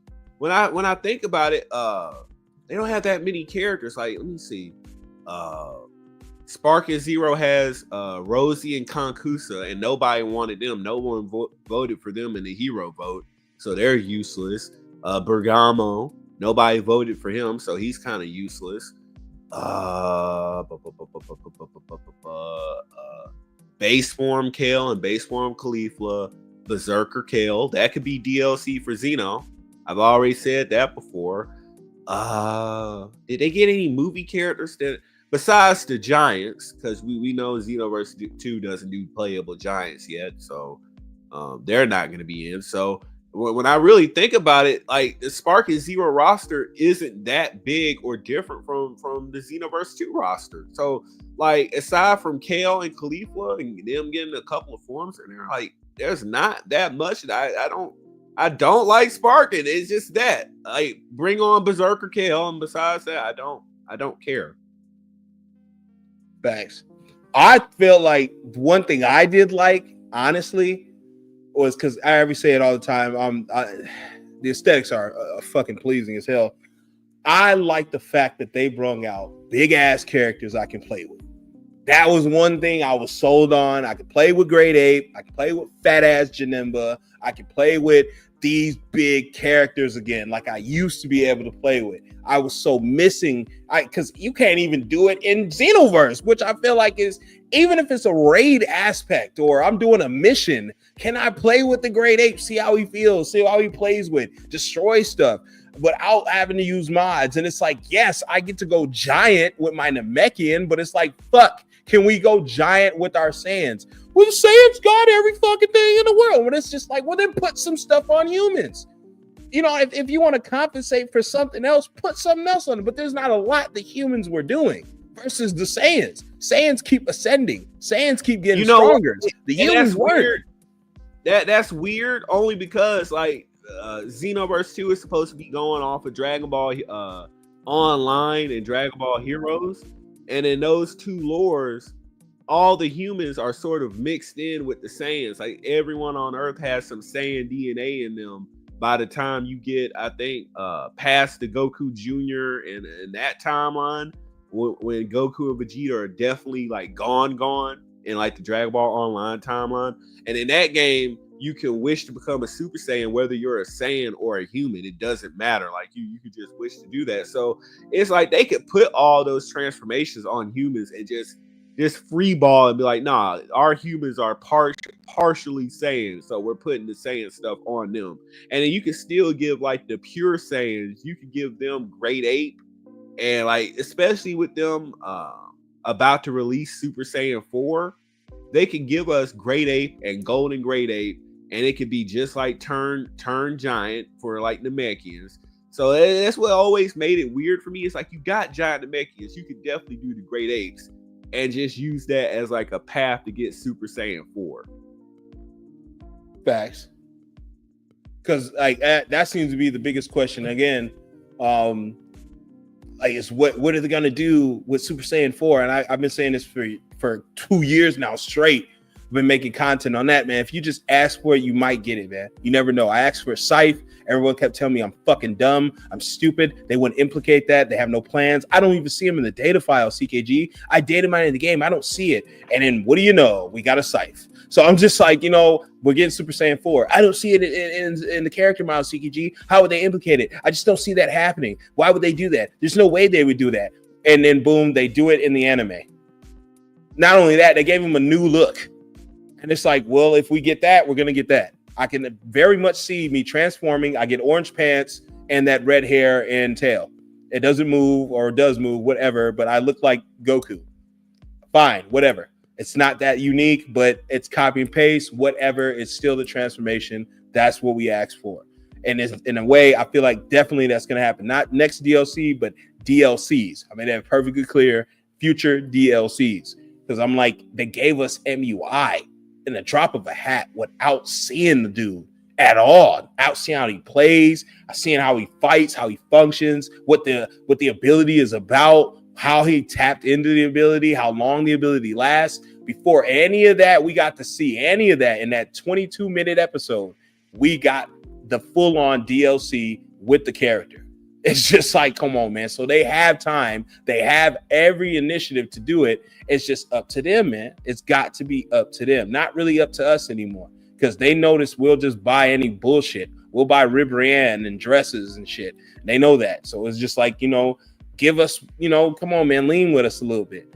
But I feel like a little bit of ways of me doing these content and videos and showing fashions and upkeep and showing drip, showing clothes, customization, how the game's meant to be played in a way, they just start implicating this festival out of nowhere, giving us outfits that were customizable. You know what I'm saying? I bitched and complained for years, and then we end up getting a haircut option. No, it ain't the best thing in the world, but it's still a good option if you want to change your shit real quick. So I'm just like, there's still time and there's still enough to do in this game that ain't done yet. It's just like a lot of games tend to fail because the player base and the big guys leave. And the big guys definitely left on this game. There's not a few people left doing this shit at all, if anything, and not enthusiastic at all when you pull up to their content or streams. Hell, you got guys like, Cabarino still doing update videos that are not really updates. It's just stuff that he gets off that blue website. Or they're taking Coffee Bean because he's got a wave now doing the DLC videos, and they're taking his talking points because they're seeing how he's eating off the shit. It's just, and then word for word, they're stripping him word for word, bar for bar. It's fucking crazy. When they find something that works in this game, they're gonna take your shit, especially them higher people. That's why there's some videos I could have released for Xenoverse 2. And I just don't like. I know that a lot of people should have noticed this already, but it's times where I've made videos and other people have made videos. I swear, either hours later or a day later, these bums will come up and make the same video and just like slightly alter the title and maybe add one or two talking points to it. Like I can make what do I think about the next DLC? What character's gonna be in it? Well, they'll go back and copy everything that I'll say and then throw in 2 or 3 offhanded characters and then act like that's something that they actually thought of and made for their audience. They'll sit there and take different build videos. And then this is more so like I do make some build videos, but this is definitely some other people in the Xenoverse community. They'll make different builds that people haven't thought of yet. And lo and behold, these idiots will come back. Oh man, I got the most OP level 160 max build, and you haven't seen it before. And this is the kind of stuff where if you're a smaller creator, below that 100,000, below that 50,000, it's almost like you gotta hide the stuff you're doing because these bums will just come right on down, take your ideas, and then pull them right back up. And because they got the bigger megaphone, they act like they found this stuff. And it's like stealing one-shot videos is fucking criminal. And you know who you are. That to me was some pussy shit simply because the nigga who stole them has a channel with mods. That's all you do is mods. So you already have access to one-shot Key Blast players and Key Blast characters. I've seen it in your videos. You're sitting there, oh my God, he one-shot him. This mod is crazy, right? So when you do it in the game, because you saw somebody else stack this, and that, and their character's 160, and they did a beam and they killed their dude in one shot, you want to do the same fucking thing. Damn near use the same moves and look the same way. It's just funny as fuck. It's like you said, that's all they do is jack swag, bro, because that's all they can. They have no talents, bro. They got no skills and no talents. And then since this game is fleeting and it's on its last legs, that they really don't know what to do. I've been seeing people jump ship from this game, this genre, this game, this genre. They don't know what to do. The channel's suffering. They're not in the recovery. They can't recover really. They don't know. They're down bad to the point where it's like, yeah, man, I'm not really into anime anymore like that, guys. Yeah, right, motherfucker. You just not getting the views and the money you used to get. We know what that is. You ain't the same player you used to be. No, you know what you got to call people like that. A person that's going, a female that's going to jump from tip to tip. Well, what do you call that? Jump off. No, not a jump. I was going to say a whore. Yeah. On every tip. Oh, this game came out. Here they coming in. This is part of the reason. Content whores. Content whores. That's what it is. Yep. They on the stroll. These dirty. Well, I'll be that pimp then. I'm pimping you then. I gotta pimp them then, because this other service ain't working. Being a client ain't working. Okay, right? Get the fuck out of here. Like these bigger creators come out here, and they'll pretend like they're caping for the game, and then as soon as the news cycle is over, here they are on the other game. They ain't got nothing to say about the actual ongoing-ons of the community for the game that they've just pretended like they like. Like as soon as Spark and Zero quit being an easy view generator, oh boy, here they come. They were hating on Bleach Rebirth Souls. As soon as that became the hot thing, here they are over here. And I feel like they're parasites. I don't like bigger YouTubers because it's like y'all are supposed to be beyond that. Y'all at this point, y'all need to be weaned off of talk about news. It should be about you. Your content should be about you more so than the game itself. Y'all just, at that point, you're walking infomercials and walking content whores. You come out here, Bandai calls their prettiest whores up. They call them out, hey, I need you on this corner right now, working this corner tonight. And that's what you better do. And you better have my money. You better have my influence. And that's what they do. But it's at the expense of actually building the community, because at this point, as far as like all anime games are being affected by these bigger content creators, because as people who are being viewers and these like smaller people, they are tired of seeing the same people game to game to game. Like you don't have like a Naruto community and then a Dragon Ball community and then a Bleach community. It's all the same people because all the same clowns show up to every anime game. It didn't used to be like that. And I feel like the only game that got the opportunity to have its own community was Naruto the Boruto Shinobi Strikers, because you actually had people that were able to grow off of that game, become the bigger guys, and do something else and actually be like the faces of that community. And it wasn't the same people you see for Dragon Ball and Naruto. And it's like these bigger creators, somebody has got to tell them to quit. Like with every anime game, you not finna tell me. A lot of y'all did not even know the Bleach terminology. You didn't even know anything about Bleach. You didn't care about Bleach. There was a lot of these people that were trash talking Bleach for like the anime. And now you trashing on the game. And now, because it's fashionable, now you want to come jumping on Bleach Rebirth Souls. Oh yeah, I've always been a Bleach fan. Hello, fellow Bleach fans. Like, nah, get the hell up out of here, bro. Like, we see you. Like, get out of here. Get out. There's the door. The bandwagon is crazy. Like, let me hop on the trend. That's what it feels like. It's the new dance. It's the new dance. Like, do that little dance. Like, that's what it's starting to get into. And I'm like, I don't want that, because these games don't really have longevity. Plus, we don't really get them too much. Like the last game, Brave Souls, when the fuck was that? When was the last One Piece game besides World Seeker? Like, you're gonna need some new shit, man. And it can't just be Dragon Ball. It has to be other games. It's anime. It's not just called Dragon Ball. It's called anime. I think it's Bandai, and I think it's the big content creators that are the problem, because from the Bandai level, you got them holding the rights to all these anime games, and it's no longer any competition. That's the problem. I think that if it was a sense of competition, like if another publisher owned the rights to a couple of these different animes, that would maybe make Bandai get off their ass Oh my God. I'm telling you, bro. That's what I was telling my brother. Back then, you had Rare Games, right? The company. You had THQ. You had Ackline. You had so many fucking competitors, man, going back and forth. You had Nintendo. You had fucking what is it? PlayStation. You had Sega Dreamcast. You had Sega out there. Everybody competing for that spot, man, to see who's gonna be better, to see who's on top, which game is gonna be game of the year, which game is just gonna be game of the decade, which game is gonna be better. They were just throwing you shit out, different titles. Rare had some of the best games I've ever played, man.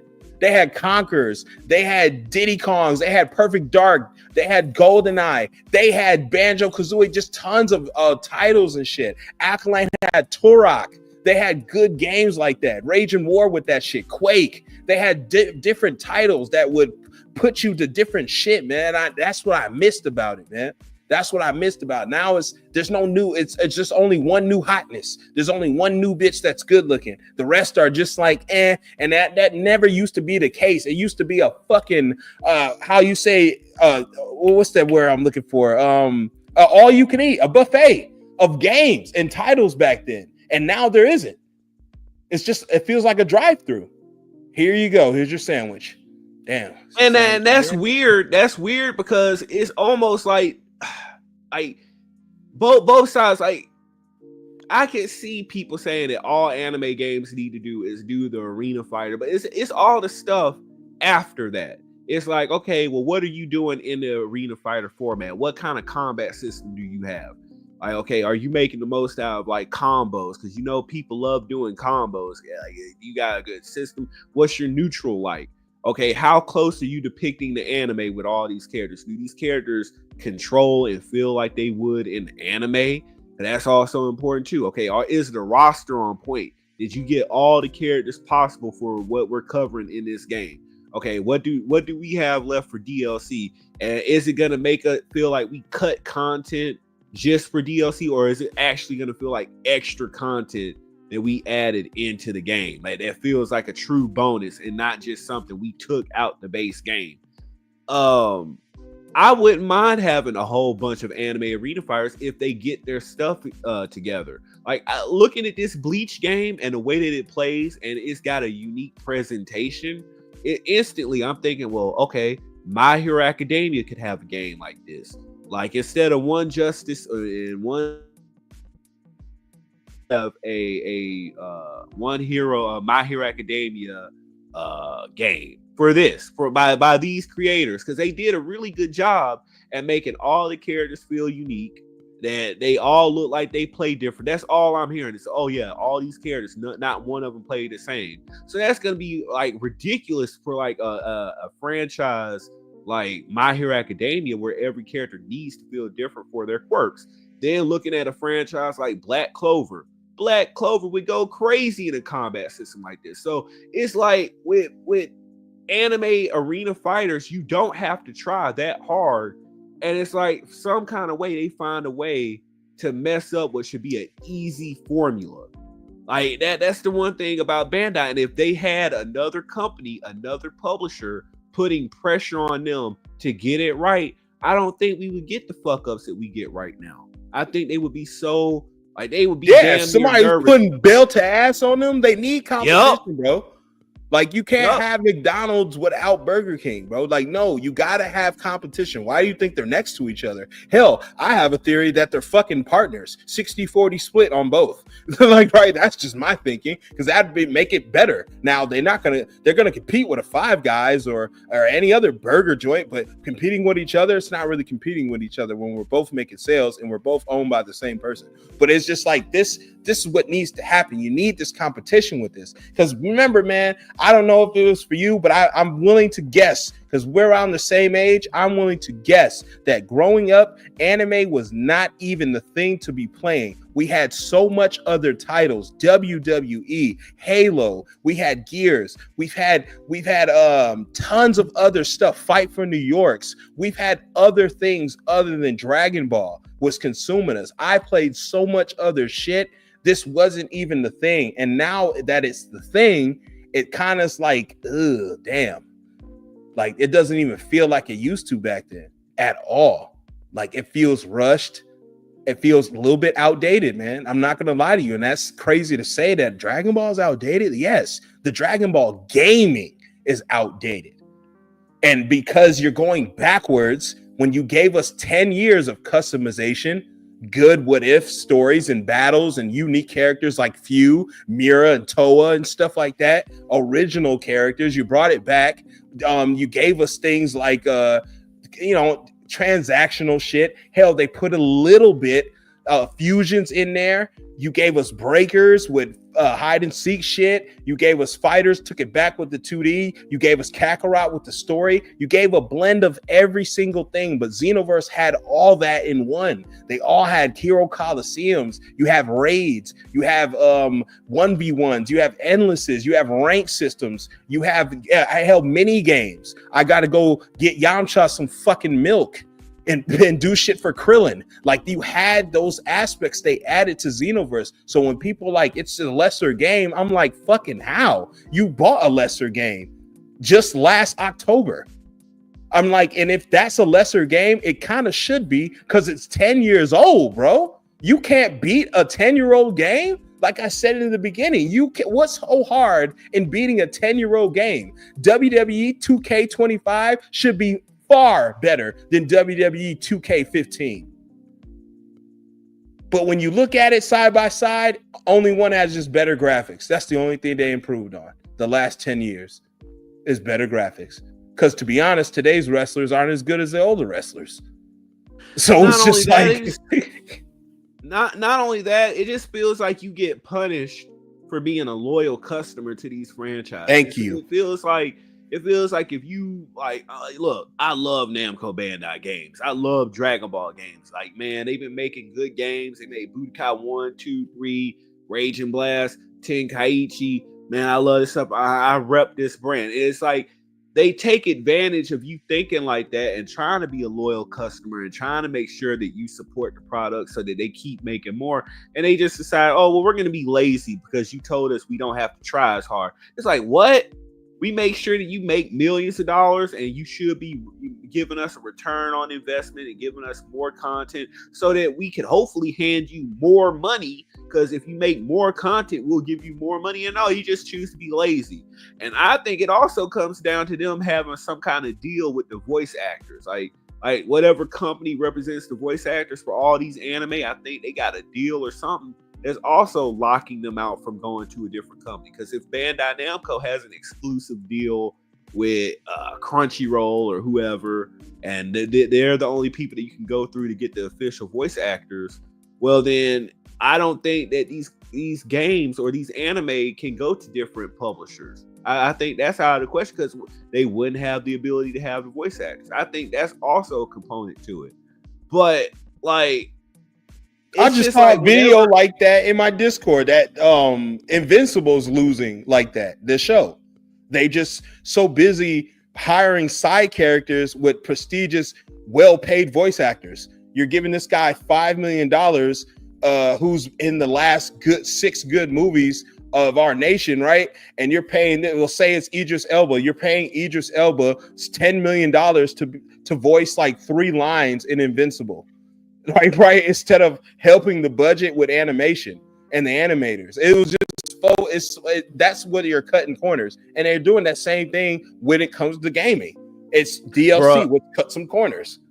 I didn't even watch season 3 yet, but I saw a clip of how they half-assed that funeral on Invincible. They had all like, it's like somebody took a bunch of PNGs and made a collage or some stuff.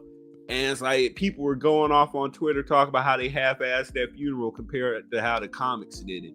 Like, these companies are all the same. Once they feel like they got to a little peak of success, they just get to a point of being lazy and phoning it in, because the fan base, they fall too much in love with the company, and they just like, oh, well, I'm sure they'll do a better job next time. It could be anything. Like, yeah, they care about us, guys. Which is wild, because everybody bitched right? When Akira died, right? Everybody was, oh no, there goes my child, there goes Dragon Ball, and there goes this and that, and the story won't be the same. I'm just thinking to myself, guys, like when he was alive doing this shit, he tried multiple times to make Gohan the lead, and you guys said fuck no.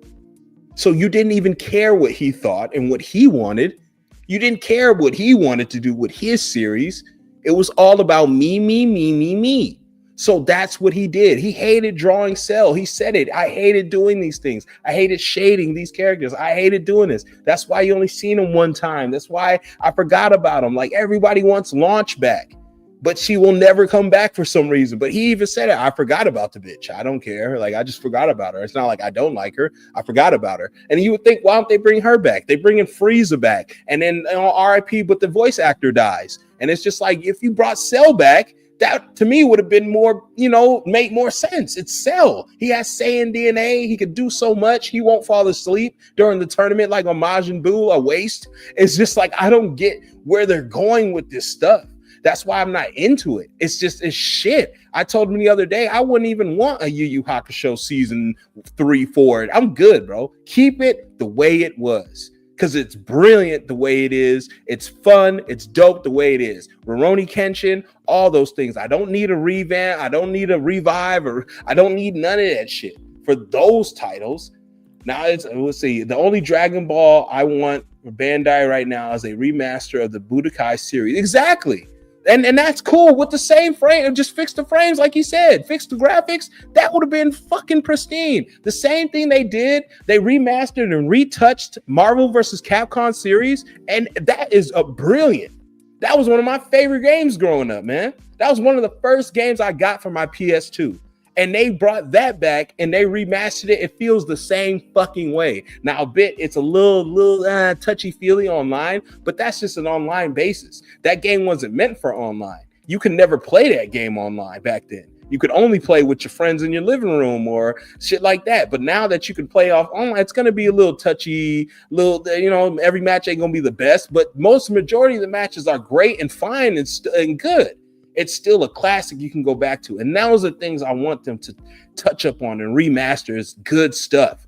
Like I'm seeing so many, y'all so bored out here. I'm seeing niggas playing Dragon Ball Sagas. What the fuck is wrong with people? Like that is one of the worst games ever. But they're going back playing older titles because these new titles suck. But you'll bitch at me that they'll bitch at us perfection that we're still on Xeno. How can you play a 10-year-old game the same way you're playing a 20-year-old game? Why are you playing Fight for New York in 2025? Def Jam's not even a fucking thing really anymore. Who's on Def Jam? Name a Def Jam artist. I'm just sitting there like, why are you bitching at us for playing a 10-year-old game? And it's just 10 years old, but it's okay for you to play a 20-year-old game. It's just crazy to me. You can't have fun on Xenoverse, but you can have fun on Fight for New York. I'm just like, it's wild, bro. When Xenoverse carries and does so much, it does a lot. It ain't a lot of things you can do versus other games, today's titles, when it comes to Dragon Ball. They don't have that. They're lacking a lot of that stuff. They did everything. Mini games, battles, that just like all you do is just spitfire the same battles back and forth. The only thing to me that really has was the fact that it had good ass graphics visually, and the fact that you can play with giants. That's it. That's the only redeeming quality I got from that game. I spent $70. I wish I hadn't, but hey, I didn't spend more money on dumber things. So I just chuck it up to another L. It's being an adult. It's sad. It's sad because at this point, I don't even want to see them go back. I don't want to see a Rage and Blast 3. I don't want to see a Xenoverse 3. I don't want to see them touch anything else because they proved that this was their big opportunity, right? How, like, when you fumble a sparking, you've lost all trust from other people when it comes to other things that you can revive. I don't want to see you do anything else. You had your chance and you failed. And it's like a lot of people feel lied to. I can't tell you how many people within the past month alone have come to the comment section Like, hey, Perfection, yeah, you were right. Yeah, everything about this game sucks, especially after that tournament last weekend. People started coming in droves. Yeah, Perfection, you was right. This game is horrible. It's a cash grab. I can't believe it took me so long to see it. Da da da da da. And to have people feel like that about Dragon Ball, especially, like, I don't understand how they didn't try harder, especially provided that Akira Toriyama passed away, and you didn't just say, hey, look, I don't know what we thought we were gonna do, but we actually we got to come correct with this. We got to come A1 with this. And this got to be a AAA game because we cannot fumble this, especially after Akira passing away. Nah, we gonna treat these fans right. They didn't do it. They just did the same lazy, typical stuff they always do. They put a piece of trash in a pretty wrapper, which was those graphics, and they just pushed it on out. And they didn't care. And some of that laziness is, again, I felt for like months, like Xenoverse 2, I felt like they were phoning it in only because, like, hey, we need you guys to tone it down, whatever you thought you were going to do, because Spark and Zero is coming out, and we want people over here, or we don't want to take promotion or heat away from this game. So y'all got to kind of sandbag it for a couple of months here, at least until Spark and Zero gains its footing. And I thought that was going to be the case, and then like after release, they were going to get back to business as usual with Xenoverse 2. But a little bit of that laziness has come over there again because they're only doing 1 or 2 DLCs a year. And it's like, no, I see so much you can do. Now, a lot of people might bring up the fact that they got the little rights legal battle going on between Akio Yoku and Shueisha. They got that going on to fight for Dragon Ball. But it's like, it's so much stuff they can still use because they can't use any of the manga stuff that's happened, like the Boro, the Granola, what happened in the last chapter with Gohan training with Goku, Vegeta, and Broly. But no ego. Yeah, but you still got all that other content that you could work with. Like, okay, there's games that have all the gods of destruction. Okay, you put Belmont in. Okay, that's cool, but where's Cedar? Where's Hellas? Where's, like, I don't think they'll put Quintella or the robot in the game, but then you got all those angels. Hell, at least put the gods that you saw fight.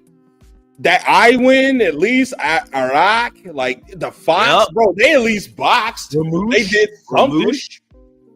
Yeah, like, they could put. They never complete their shit in Xeno, which gets on my nerves. Like, they just don't complete stuff. Like, they'll go for one section. Dragon Ball. It's that rationing out. It's that rationing out stuff. They've been drip feeding it, and at first I put it off on them trying to, downplay everything for Sparky's sake. Cause they got the word from Bandai Namco, said tone it down. I'm like, okay, that's what's going on. Fine. If they have to, as some people would say, if they have to role play for a little bit here to do whatever, okay, whatever. We'll let them have their run for the first couple of months.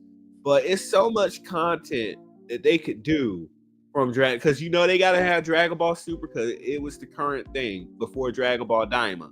Okay, then now you got Daima. You got a lot of things from Daima.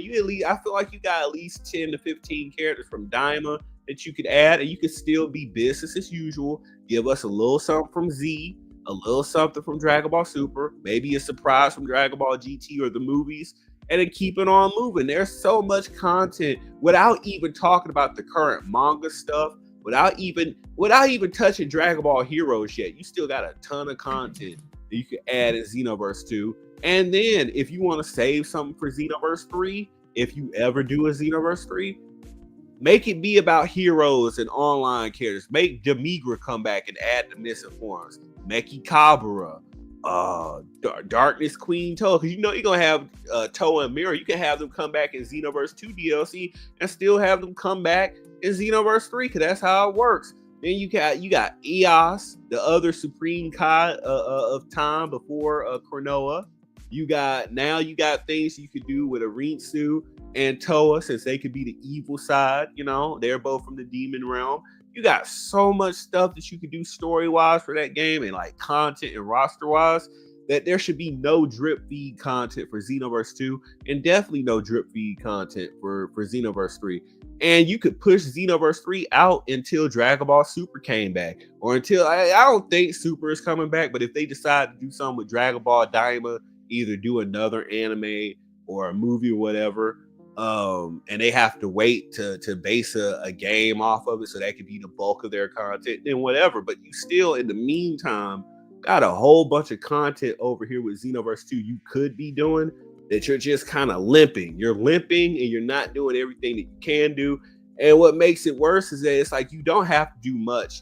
You kind of already just on standby. You're passing Spark and Zero by, but it's like you can still do more. Like Spark and Zero screwed up. You should just come in like, okay, that game failed. We got to get the ball and run with it. We cannot let Dragon Ball look bad right now. We got to kind of just, pick up where Spark and Zero failed and just kind of smile through it and make sure it's like Dragon Ball doing good as usual. But nah, we ain't heard. And that's what I wanted to get through people is like, if these titles do good, then the anime does good. Then we might get another anime. We might get more chapters and seasons. But this stuff is not going to work without content piggybacking each other. It shows. Today's gaming is not going to work if you don't have piggybacking, especially from the original source. You're going to need that because it's not a Marvel or DC powerhouse where you could just make a game because it's Superman and people will buy because it's fucking Superman. This is not it no more. Right? Those days are over. To buy a Dragon Ball game, what's in it? Who in it? What's going on with it? And it's like, what is it? Daima? Is it all Daima? No. We're giving you a lot of bit of Dragon Ball Z, Dragon Ball GT, and we're giving you some super stuff. Sprinkle some Daima. Okay, that's what I'm talking about. But ask somebody right now, if it was a full-on Daima game, would they buy? Fuck no.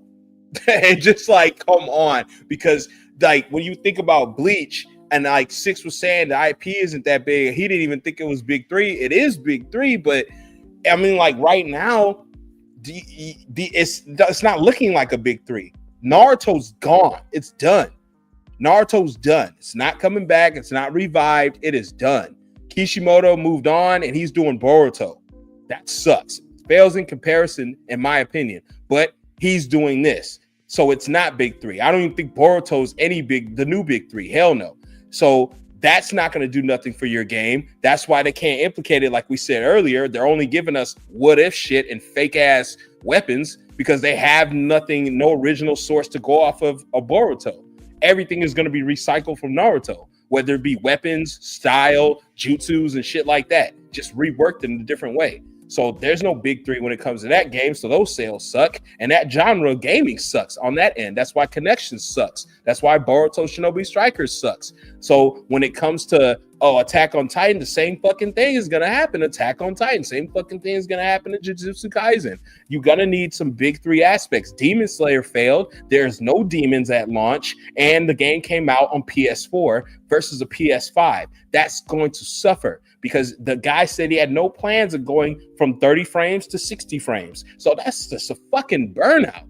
Fuck that game. But this is what happens. There's no big three anymore to piggyback off of. You had those to piggyback off of. You had One Piece. You had Naruto and Bleach to piggyback off of to give you PS2 games that were phenomenal. Ultimate Storm, Ultimate Ninja. You know what I mean? World Seekers.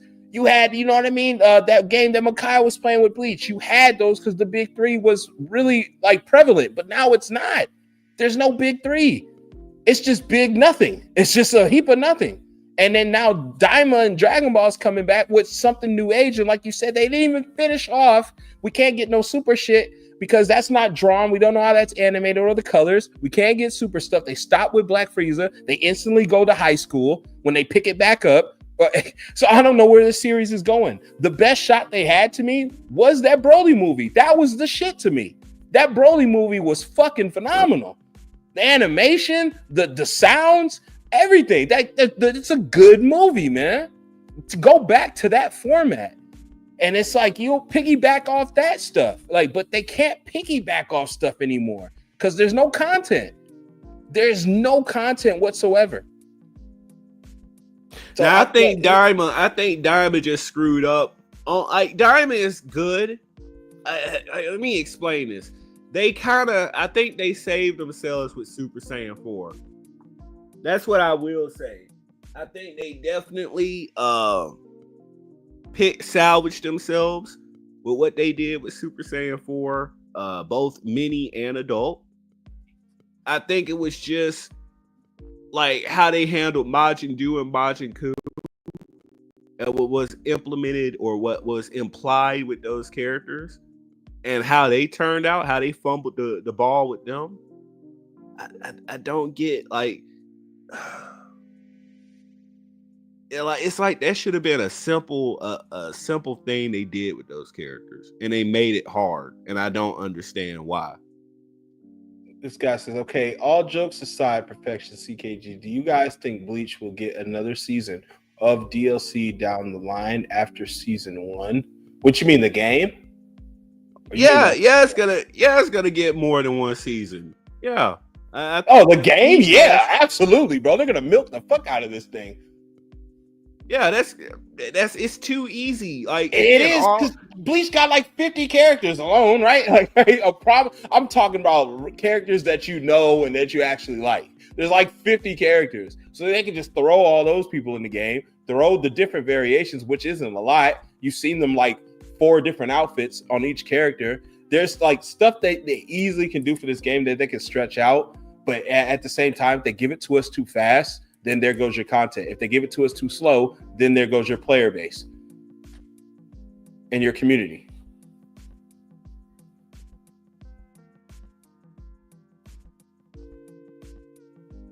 Like I said, if they do it once every 3 months, I think they'll be good. Like 3 months, that's enough time for the DLC to come out, for the community to experience, and then they announce the next content coming out. And then I think they'll be good if they keep it up to every 2 to 3 months. That way they got about 4 or 6 DLCs coming out per year. They're staying in our face every season. Yep, make it seasonal. Make it seasonal. Shinobi Strikers was getting brand new, despite Boruto being so shit in mid. Shinobi Strikers was getting brand new DLCs every single quarter. Like it seemed like, and then they get updates for that game every fucking 2 weeks. Every single month, there's an outstanding update of patches, nerfs, fixes, bugs, tamperings. They really make it a point to fix that game, even though there's not virtually no love for that game whatsoever. The biggest content creators have left that game, and even the smallest content creators have left that game. But yet, it still has some type of life on it. And it's sad because these games be good, they got good character models, but it's like they don't know what to do with them, bro. They really don't. And it's like, damn, man, I hope Bleach doesn't get that same fucking treatment. But if it does, oh well. You know what I mean? Like it doesn't mean that it's supposed to hurt Bleach, the anime, but it could really hurt another Bleach game down the line. But I don't think it will, because I mean there's only been like 3 in existence, right? That so I'm like, if you space them out like that, the last game was on PS3. So, I mean, we're on PS5, damn near PS6 now. We're 5 years into the 5. So I'm just like, yeah, man, like they waited a long time. So if it's even half decent, that's kind of a W. Even half decent. Now, sales to be determined. Now, some people, even included 6, seem to think the sales only going to be 70K. I think it'll be a little bit more than that. I think it can hit 1 million. I think it's definitely. I think when we finally get those first sales numbers, I think they're probably gonna have. I say 2 million. I think they're gonna have. I believe it. I believe with the Bleach community being underserved, like they have been underserved for so long, and for this being the first game that they see for that long on console, I think this game is gonna do gangbusters worth of numbers. I think that Bandai, and the next 2 or 3 weeks, they're going to come out with the official numbers. It's going to be like, hey, we're happy to announce we got 2 million sales already. We're still selling like hotcakes. I think that's what they're going to do. But I will say this, though. I think what hinders it, like I said earlier, is the piggybacking. I think they banked on Sparking Zero doing so fucking phenomenally good and still keeping people active, that Bleach would come in and be a part of that. You know what I mean? Like piggybacking it, like serve us up since you're eating, we know we finna eat because we got a similar engine, we got similar graphics, we got similar shit. It's about our time. You guys came out after 17 years of waiting for a game, and we've waited about 10 years. So here we go. Here's our game. Here's your game. Let's run it back concurrently, back to back. And it did not work like that. One game just viciously failed. And I feel like everybody was scared for this game to do the same thing. I think that's what they're looking at versus it's a Bleach game versus the IP. Because I hadn't heard nobody talk about the IP other than 6, really. He was the only one that really spoke out about it. You know what I mean? And he had some good points when it come to that. He even did his own experiment going to the local stores around his place, asking people, like, are they into Bleach? Do they know what Bleach is? Can they recognize it? And they really couldn't. There was a couple people who could, but like I was trying to like inform 6 is that I'm a parent. My daughter's 14. Shit, she just drew me some cartoon characters. She just drew me anime characters. She knows these people. I know these people. I'm my age and I know these guys. So if you're asking somebody my age, hell, even my wife, I asked her, do you know who this is? Yes. Do you know who this is? Yes. Do you know who this is? No, she didn't know who Bleach was. She didn't know who Ichigo was, right? She knew who Naruto was. She knew who Goku was because she grew up on it too. You know, she wasn't heavily into it like that, but she had shirts and shit. Her brothers, they've been around, her family had been around it. She watched it, but she didn't know what Bleach was. It was very niche. But I could see it being popular now because it was Big 3 and is doing stuff. But as far as big, I could see it getting a million, but I wouldn't be surprised if it tanks because of the recent big ass anime that's the biggest in the world. That game that we waited for 17 years failed. You had the biggest anime ever and one of the biggest anime genres and one of the biggest anime series and games, and it failed. So what the fuck do you expect Bleach to do? You know, that's where my head's at. Well, I think Bleach is gonna do well just for this. Mm-hmm. The differences are Spark and Zero did I don't even want to say it did okay because it didn't, but it got 3 million sales allegedly. We don't know the true validity of that. We know what Bandai Namco said, but for all intents and purposes, they did whatever they did coming out the gate. Okay, so after the fact, after people found out the game was horrible, they still got the little money that they got off of it because I don't know, like not enough people refunded it or whatever. So they still got little dollars off of it. But the difference with Bleach is that Bleach isn't getting ruined by you got some people trying to badmouth the game. They're trying their hardest. They're trying their hearts out to try to badmouth this game. But it's a completely different complexion over on Bleach when people are loving the game. They're saying the gameplay is great. The story mode is awesome. The combo system is awesome. The characters feel different. It's like it's night and day. Yeah. It's night and day. So word of mouth will go further. It will go further for a longer time. The moment that people started hearing that Spark and Zero was flopping and it's a horrible game, those sales began to tank because word of mouth will hurt you. People uninstalling your game will hurt you. But with Bleach, people are falling in love with this game. They haven't had a Bleach game, but also they're saying, oh no, the gameplay is awesome. This is awesome. That's awesome. Which is a good change of pace because when it came to Demon Slayer, that's what I was thinking about too.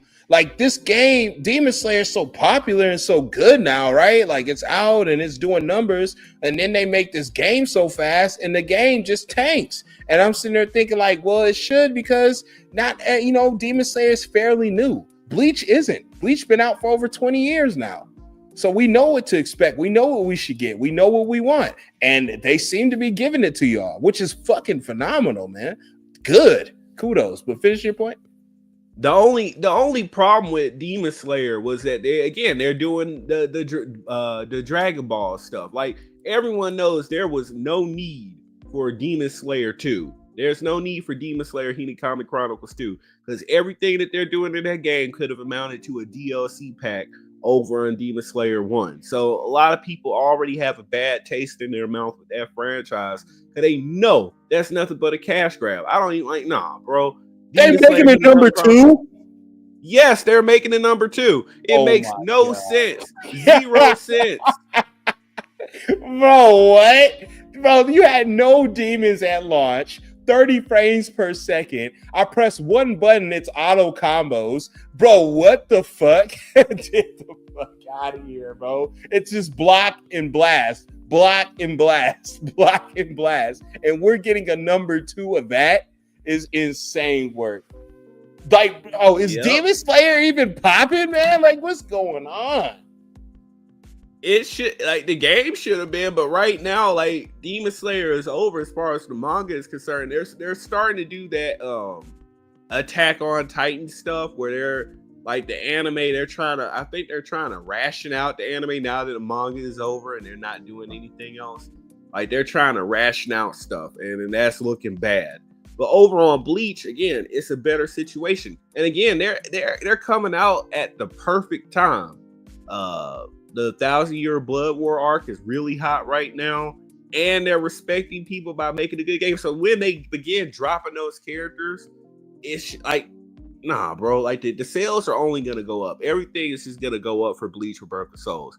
And on top of that, they're already talking about whatever little issues on PC, because that's the only issues that I've seen. Everyone on PS5 is saying that the game is awesome, but or in PS4 too. But PC seems to be the only issue. That's only because so many people logged in and tried to get on Steam that it took the servers down, and it's causing hiccups. But they're working on that, and that'll be taken care of. But Bleach is in the perfect position to do what they need to do, and they're doing it. They're selling like hotcakes, and I couldn't have. Hey, I told people it was gonna happen, but they didn't want to believe it. I'm telling you, just like Lava says, in the files there are already names of DLC 7. They already went up ahead and said we projecting DLC 7. That's how far we know we finna go with it, bro. And they only on DLC 1. Fucking wild, bro. But at the same time, though, Lava, they did put Hit's outfit in the DLC files in Xenoverse 1, and we haven't seen that ever. So, you know, I'm just saying, there's a lot of Shinobi Striker stuff that's in the files that has never been released. They just do it like that because motherfuckers will do the dumbest shit in the world. When the new weapon comes out, they'll go data mine it. They'll find out what the new weapon is. They'll do a video on it. They'll be completely ass because they suck at the fucking game and they're trash. They don't know how to play the game or the new weapon. So they'll go out there with the new twin-bladed weapon. They'll suck, say in their video, die in the first 30 seconds to tell you that this weapon is ass, guys. Don't go for it when it comes out. No, nigga, that's a skill issue. Versus the weapon being trash. That's a huge skill issue. You just suck. You're good at making thumbnails. Well, you know, the thumbnails is made by someone else. You're good at peppering a video and talking a big game, but you're not really good at the game. And that's what's like gonna suffer and not connect with people so much when you need to be good at that game, not specific like a Xenoverse. You don't need to be good at Xenoverse. You could do all sorts of content on that damn game. You don't even need to be playing really. So I'm just like this. You could do other things. Man, but when it comes to Bleach, I feel like it's gonna be, you know, somebody out there who's gonna need to be good. I know a Maximilian dude came out and spoke out. Hopefully, it does do some tourney stuff. You can do some tournaments with it, turn around, get some good combos from this guy, that guy. But I don't know. I have hopes for it because I like to see anime and anime games flourish. Because the people think they're so niche and they're not as good as other shit and other genres. But at the same time, I'm a realist and expectations when it comes to Bandai are pretty much shit because they do some shitty shit. Facts. Like I said, the game has nowhere to go but up. That's all to be said. Yeah.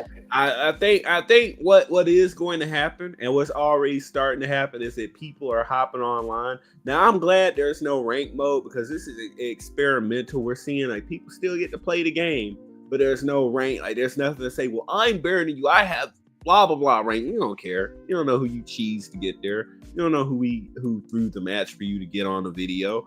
But those same people are bumping the people in online. and they're getting squared up. They getting packed up. So of course they're gonna come on Twitter. This game has problems. It needs patching immediately. I noticed something online. Now you got your ass whooped, and now you crying on Twitter trying to badmouth the game because you didn't think it was gonna be a work. You thought it was gonna be an easy little cakewalk. You were gonna come in here and play it like any other old anime arena fighter, and it's not that. I'm glad that it's the way that it is because it adds another layer to anime arena fighters. It's somewhere in between what they call an Axis fighter, anime arena fighter, somewhat like a 3D traditional fighter. It's right there in the middle. People got to appreciate for what this game is actually doing. It's creating another subgenre in anime fighting games that we can finally say, okay, well, CC2 has their anime arena fighters, Dimps has their anime arena fighters, and now Tamsoft has their anime arena fighters. So now we got 3 different archetypes of anime arena fighters, and anytime we have an anime game that pulls up, they can pick one of those 3 publishers or developing companies to make the game, and we can get a game in that particular style. True. Which is crazy because they can do so much. You're having modders outshine you.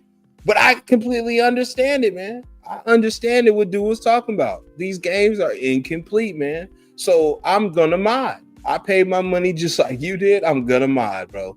These games are incomplete. Fuck yeah. You just fuck yeah, bro. Go ahead, bro. So I'm not surprised if I see him off rip. What? It's launch day and there's already mods? Well, yeah, bro. It's Bandai. Oh yeah. Like that. That's just how it works now. But he's like, I was joking earlier about Shinobi Striker or Sparkly Zero and Xenoverse. It all just comes down to personal preference. Yeah, but like I was just asking, like it should, bro. Sugoi, it should beat these games. Absolutely should be beating Xenoverse, but it just really isn't to me because Xenoverse offers so much more than Sparking could. Hell, it looks like Bleach is offering more than Sparking could. You know what I mean? Like, and that's a completely different game, a genre I'm not even familiar with. And I could see that. So imagine somebody who knows both floors, who's into both series and both genres. They could definitely see it. Lava just said it right here. I'm having a fucking blast. And it's like, hell yeah, man. I've been seeing the combos. He on combos.com in the Discord.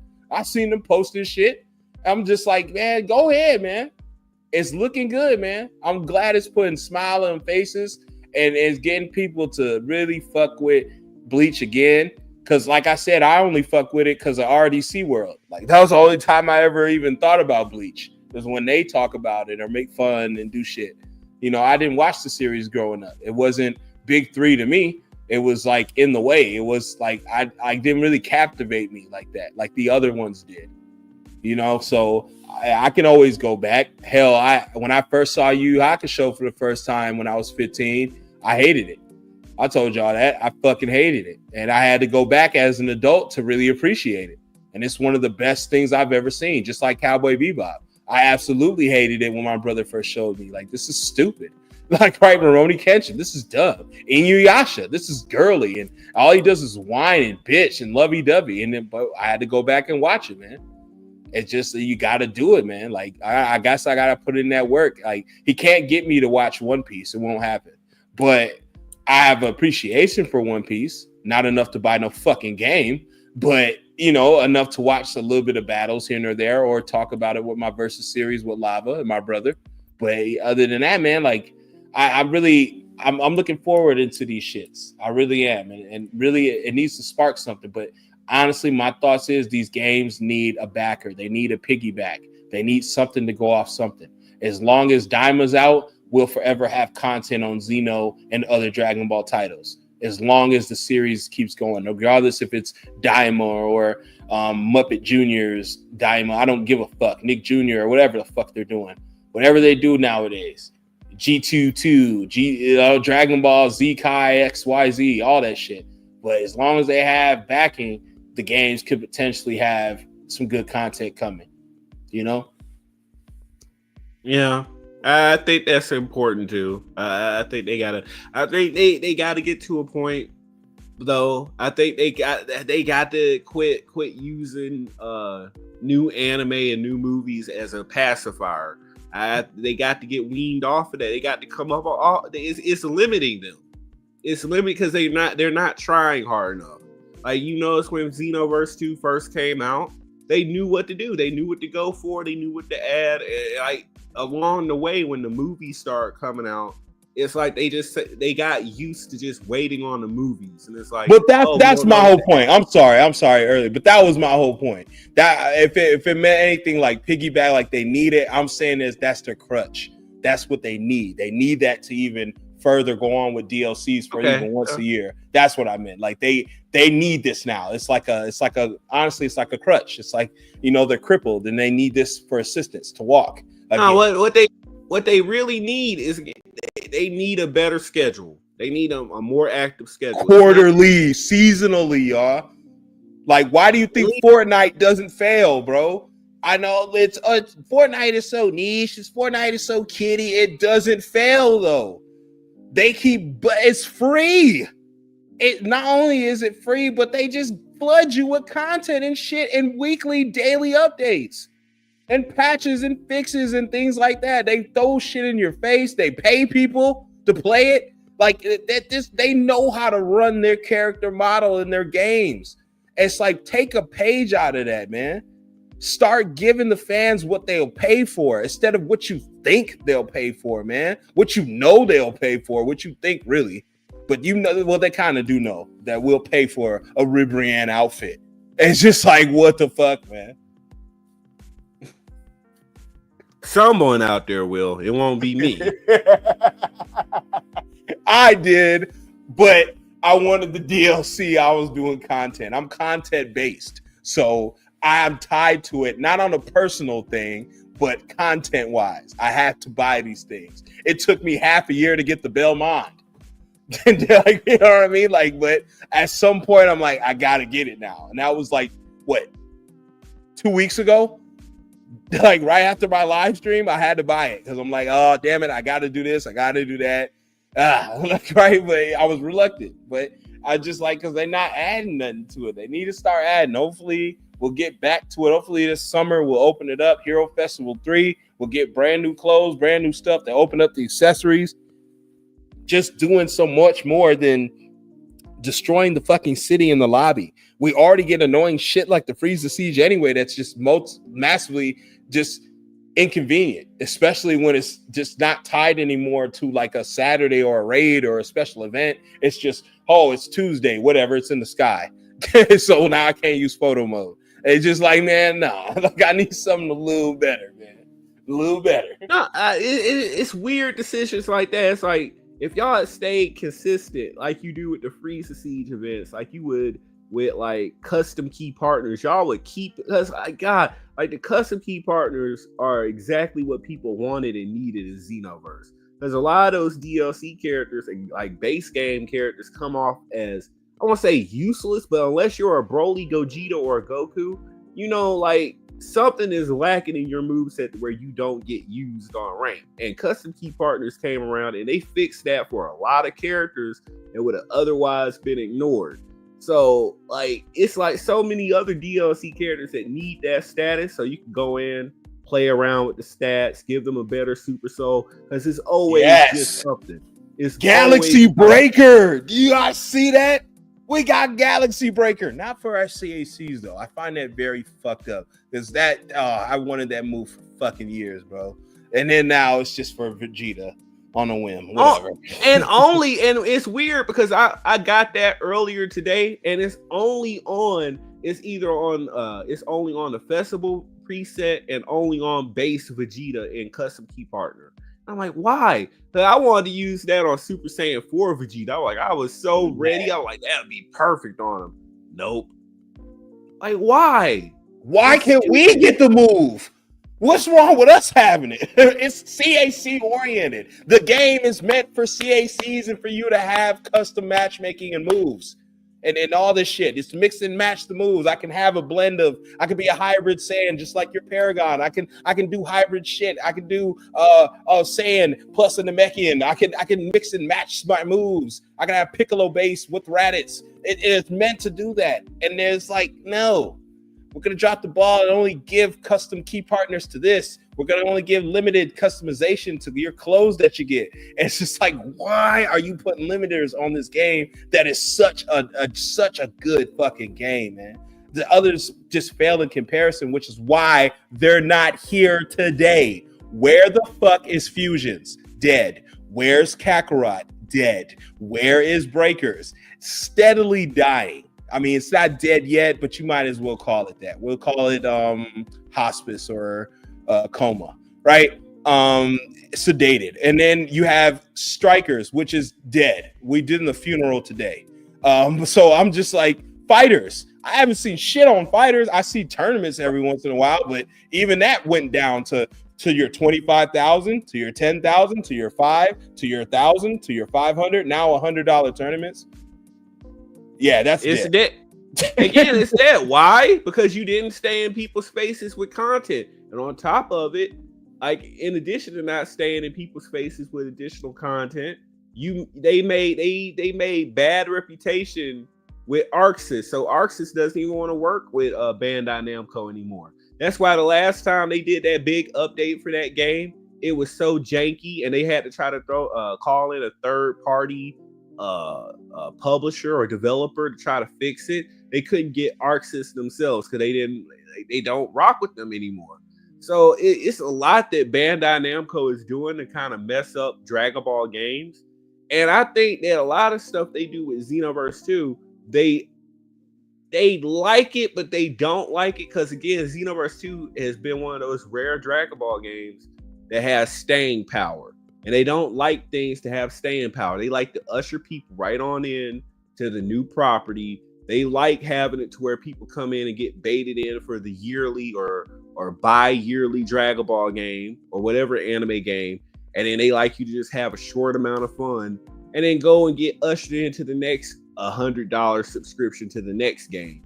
And a lot of people don't want to do that. I want to see DLC for this game, not this game. I don't like this game over here. I don't like Spark and Zero. I don't like the gameplay. I don't like the story. I don't like this. But I mean, if you were to take all, I won't say all, because it's not even all those new characters. If you were to take those handful of new characters that you added over there and brought them to Xenoverse 2, it would do big numbers. But it's like, it's not. They're agitating everyone. They've alienated the Dragon Ball games fan base. And I think they've effed around, and eventually they are going to find out. Exactly. Because what you're doing is now the way this set up now, it's not how it used to be. Like I said earlier, we had a time to where we would get these games and we were solo. Most of the time you were solo. If you didn't play with your neighbor or your friend or your cousin, you were solo. So you blitzed through the game. You played the game however you wanted. You played with computer. You messed around with computer however you wanted. And now it's just the focus is just strictly on fighting the opposite player from United States to England. And it seems like, okay, well, what happens after that? I need something in between that, but just fighting people around the world. I'm not Russell Crowe. Okay, so I don't want to just fight people around the world, man. I want to do other stuff. Implicate the stuff that had me fall in love with the games back then versus mini games versus good story mode that really took off, that really did shit. Inside the story mode, there was mini games, there was little mini things, there was quips and clips and things and shit like that. Unlockable things, actually good, obtainable, unlockable things instead of gay ass achievements that I get from a PlayStation. That has nothing to do with the initial game in a sense. It's the PlayStation trophies. I don't care about that. I care about in-game stuff. In-game stuff makes the game better. Building up stuff, customization, characters, different clothes, different this, unlockable things. That makes the game better, man. And if you're not adding that, it's just if you're just fighting and we're just key blasting each other for an hour, that's not going to fly anymore because our attention spans aren't like when we were kids. We're going to get annoyed and bored. We had enough of it. We're adults. It's annoying. It's like a fly. And then that's what you're seeing with this fan base and genre now. It's the same thing. Spam, spam, spam. Thank you, ma'am. And it's like, nah, man, that makes you not want to play with another person. And if I can't play with another person, I still want to have this game to have longevity. I still want to do other things. Fuck playing with them. I want to do things on the game like mini games and other things to keep me entertained because I can't play online. And when you don't have that, that's when the game's done because people are not getting back on. It has no replay value. Exactly. They took away, and even focusing on PvP, it's like you took away the longevity that you could have had because they bottlenecked everyone into only using the OP character. That's why I get mad when people try to say that they need to nerf character X, Y, and Z. They need to take this away, patch that. And it's like, I'm thinking, I'm almost yelling at my screen, you idiot. Do you not understand if you nerf things, you're only going to make people focus more on the tippy top characters. If you nerf the rest of the game, the combat system, even more so than what it already is, you're just going to force more people to pick Super Saiyan 4 Gogeta and UI Goku. And you're going to make it even more boring for me to sit here and watch people stream this game and rage out. Man, I can't believe it happened again. All he did is go in and spark and hit me with ultimate. Well, that's what's going to happen when the rest of the characters, like, you know, everyone talk about, well, he's got almost 200 characters. People only use the same 2. Well, you know why? Because you basically harassed everyone to nerf everything in the game. So the other characters that had 1 or 2 tricks on their pony, they got nerfed into nothing. So then what happened? Everyone focused on the 1 or 2 characters that are the peak and just like head and shoulders above the rest of the roster. So that's what was going to naturally happen. Again, my theory about balancing the game is to go in and why are people not using these characters? Okay, so what can we do to make people look at these characters? Well, compared to our top characters to get the most usage in the game, their damage is really low. Their moves are not as good as this character's toolkit. So maybe we need to upgrade that. At least people will see more than just like 5 or 10 characters online. They'll start seeing more and more of the roster as we go in and buff things and not nerf things. They don't know. They were so focused on trying to do nostalgia that they did it wrong. They didn't know how to tailor the combat system. They thought they knew, and they thought they could rush in and do a quick little anime arena fighter formula. They barely copied BT3. They didn't even copy it right, but they tried to because they thought they knew what they were doing. They didn't know everything that made that Humpty Dumpty a success. They couldn't put together the same Humpty Dumpty. They couldn't. And now they're paying for it because they got that temporary signifier of success, but they immediately fell off. A literal flash in the pan. And that's all it amounted to. Which is sad now. Because like you said earlier, Dragon Ball is such a good series, such a good genre. And we know they could make decent games. Hell, Dokkan's one of the biggest things selling billions. You know what I'm saying? So it's not like they models be failing, but it's just like they just can't get it together or they just don't care. And you know what it is? Dokkan has the roster. Even though, again, I don't like it. The only thing that I would give it props for is the music. But again, what do they have? Even though they got JPEG and PNG and GIF images, they still have all the characters. That rosters for fighting games, especially Dragon Ball games, that's probably the most important, the second most, because the combat system is really, really important. That's the top thing. The second thing is going to be the roster. You cannot mess up the gameplay, the roster, or the story mode. Now, the online mode, depending upon how bad it is, we might let you slide as long as we can play our matches. But if you screw up the roster and the combat system, you done. And Dokkan, for whatever reason, they got people buying that game because that roster is actually big. You can think about anyone. Oh, General Tao is in that game. Chi-Chi is in that game. Even Bulma is in that game, damn it. Gogeta, every Gogeta is in that game. Every GT character, literally every character. All the angels, all the guys of destruction, all the shadow dragons. They got Oceana Shinron. How long have we been asking for that character over in Xenoverse 2? Man, they still don't have her as Sparking Zero. Stuff like that. It's like you can't tell, Bandai Namco can't tell they can't tell me or anyone else that they don't know that these characters are popular because you commission them to be in the mobile games, but you don't put them in a console games. Why does Sparkling get the Ozaru fist and we're stuck with Dragon Fist? Yeah.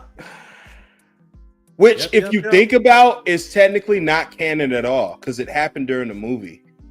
Ozaru happened during the show twice. So I'm just like, why don't we get Ozaru punch? Will we get a Dragon Fist? Like, I just don't. Why is Spirit Sword blue, not yellow? Why is Final Kamehameha not blue, but it's yellow? It's just like these little things that just fix. Like, bro, you can fix these things. You can go back and fuck with Janemba's sword. But I was just like, damn it, man. I mean, I'm nitpicky, but it's some things I feel like that game could still shine, man. But other games that fail in comparison, man. But this will be it for me, man. I blitzed through every question I had, man. This was amazing. But I appreciate every last one of you guys for being here, especially Perfection, man. It's always a pleasure to talk to this brother and shoot it up, chop it up, man. I like your insight. Make sure you guys like and sub to the channel. Find out Lord Perfection. He's in the channel description as we speak. Make sure you go give him a follow, man. Even if you just check out the videos, bro. You know, they're not hate monger videos like people be selling to you online. They just want content themselves. There's not drama bullshit. It's actual legit stuff. Peel back the layers and you'll find something in everything you watch, man. But my name is CKG, man. I really appreciate y'all. I want to give a special shout outs to Hasio for contributing and really funding this stream and the last one. I really appreciate her for that. Shout outs to her and renewing the membership. Thank you. Appreciate it. You didn't have to, you did anyway. That makes it 10 times better, man. Shout outs to Lava too, man, and Sora for bigging up the chat, man. Thank you, Sui Goy, Key Gaming for coming through. Everybody who came through, Gray Leo especially. Shout outs to that brother, man. I want thank you guys, man, and thank you Perfection for coming on and speaking to me again, man. I really appreciate it. You have anything to say? No problem, man. It's been great. It's always a pleasure talking to you, chopping it up, having you try to pick my mind and everything, because we do see a lot of things similarly, and you got some great insight on some stuff. Again, appreciate your fans for having me. It's always a gratitude for me for being allowed to come out here and be amongst your audience. It's always great, and I appreciate it. Thank you, brother, and I appreciate that as well, man. Well, we'll see y'all in the next one, man. We're gonna have to do this again soon. Let the Perfection get dive deep into the game. You know what I mean? Give it like a couple weeks to see how he feels. Get the combos in, get his favorite characters in, and we'll have the brother back on the show for to see what's going on the Bleach side of things, man. And I hope you guys stay tuned in for that. It's going to be a good one, man. But thank you guys for tuning out, man. Peace and love. Shouts to you and all your families, man. Blessings to you. And thank you guys. I'll see you on the next episode. Remember, don't hate the player, hate the netcode. Okay? Peace and love, family.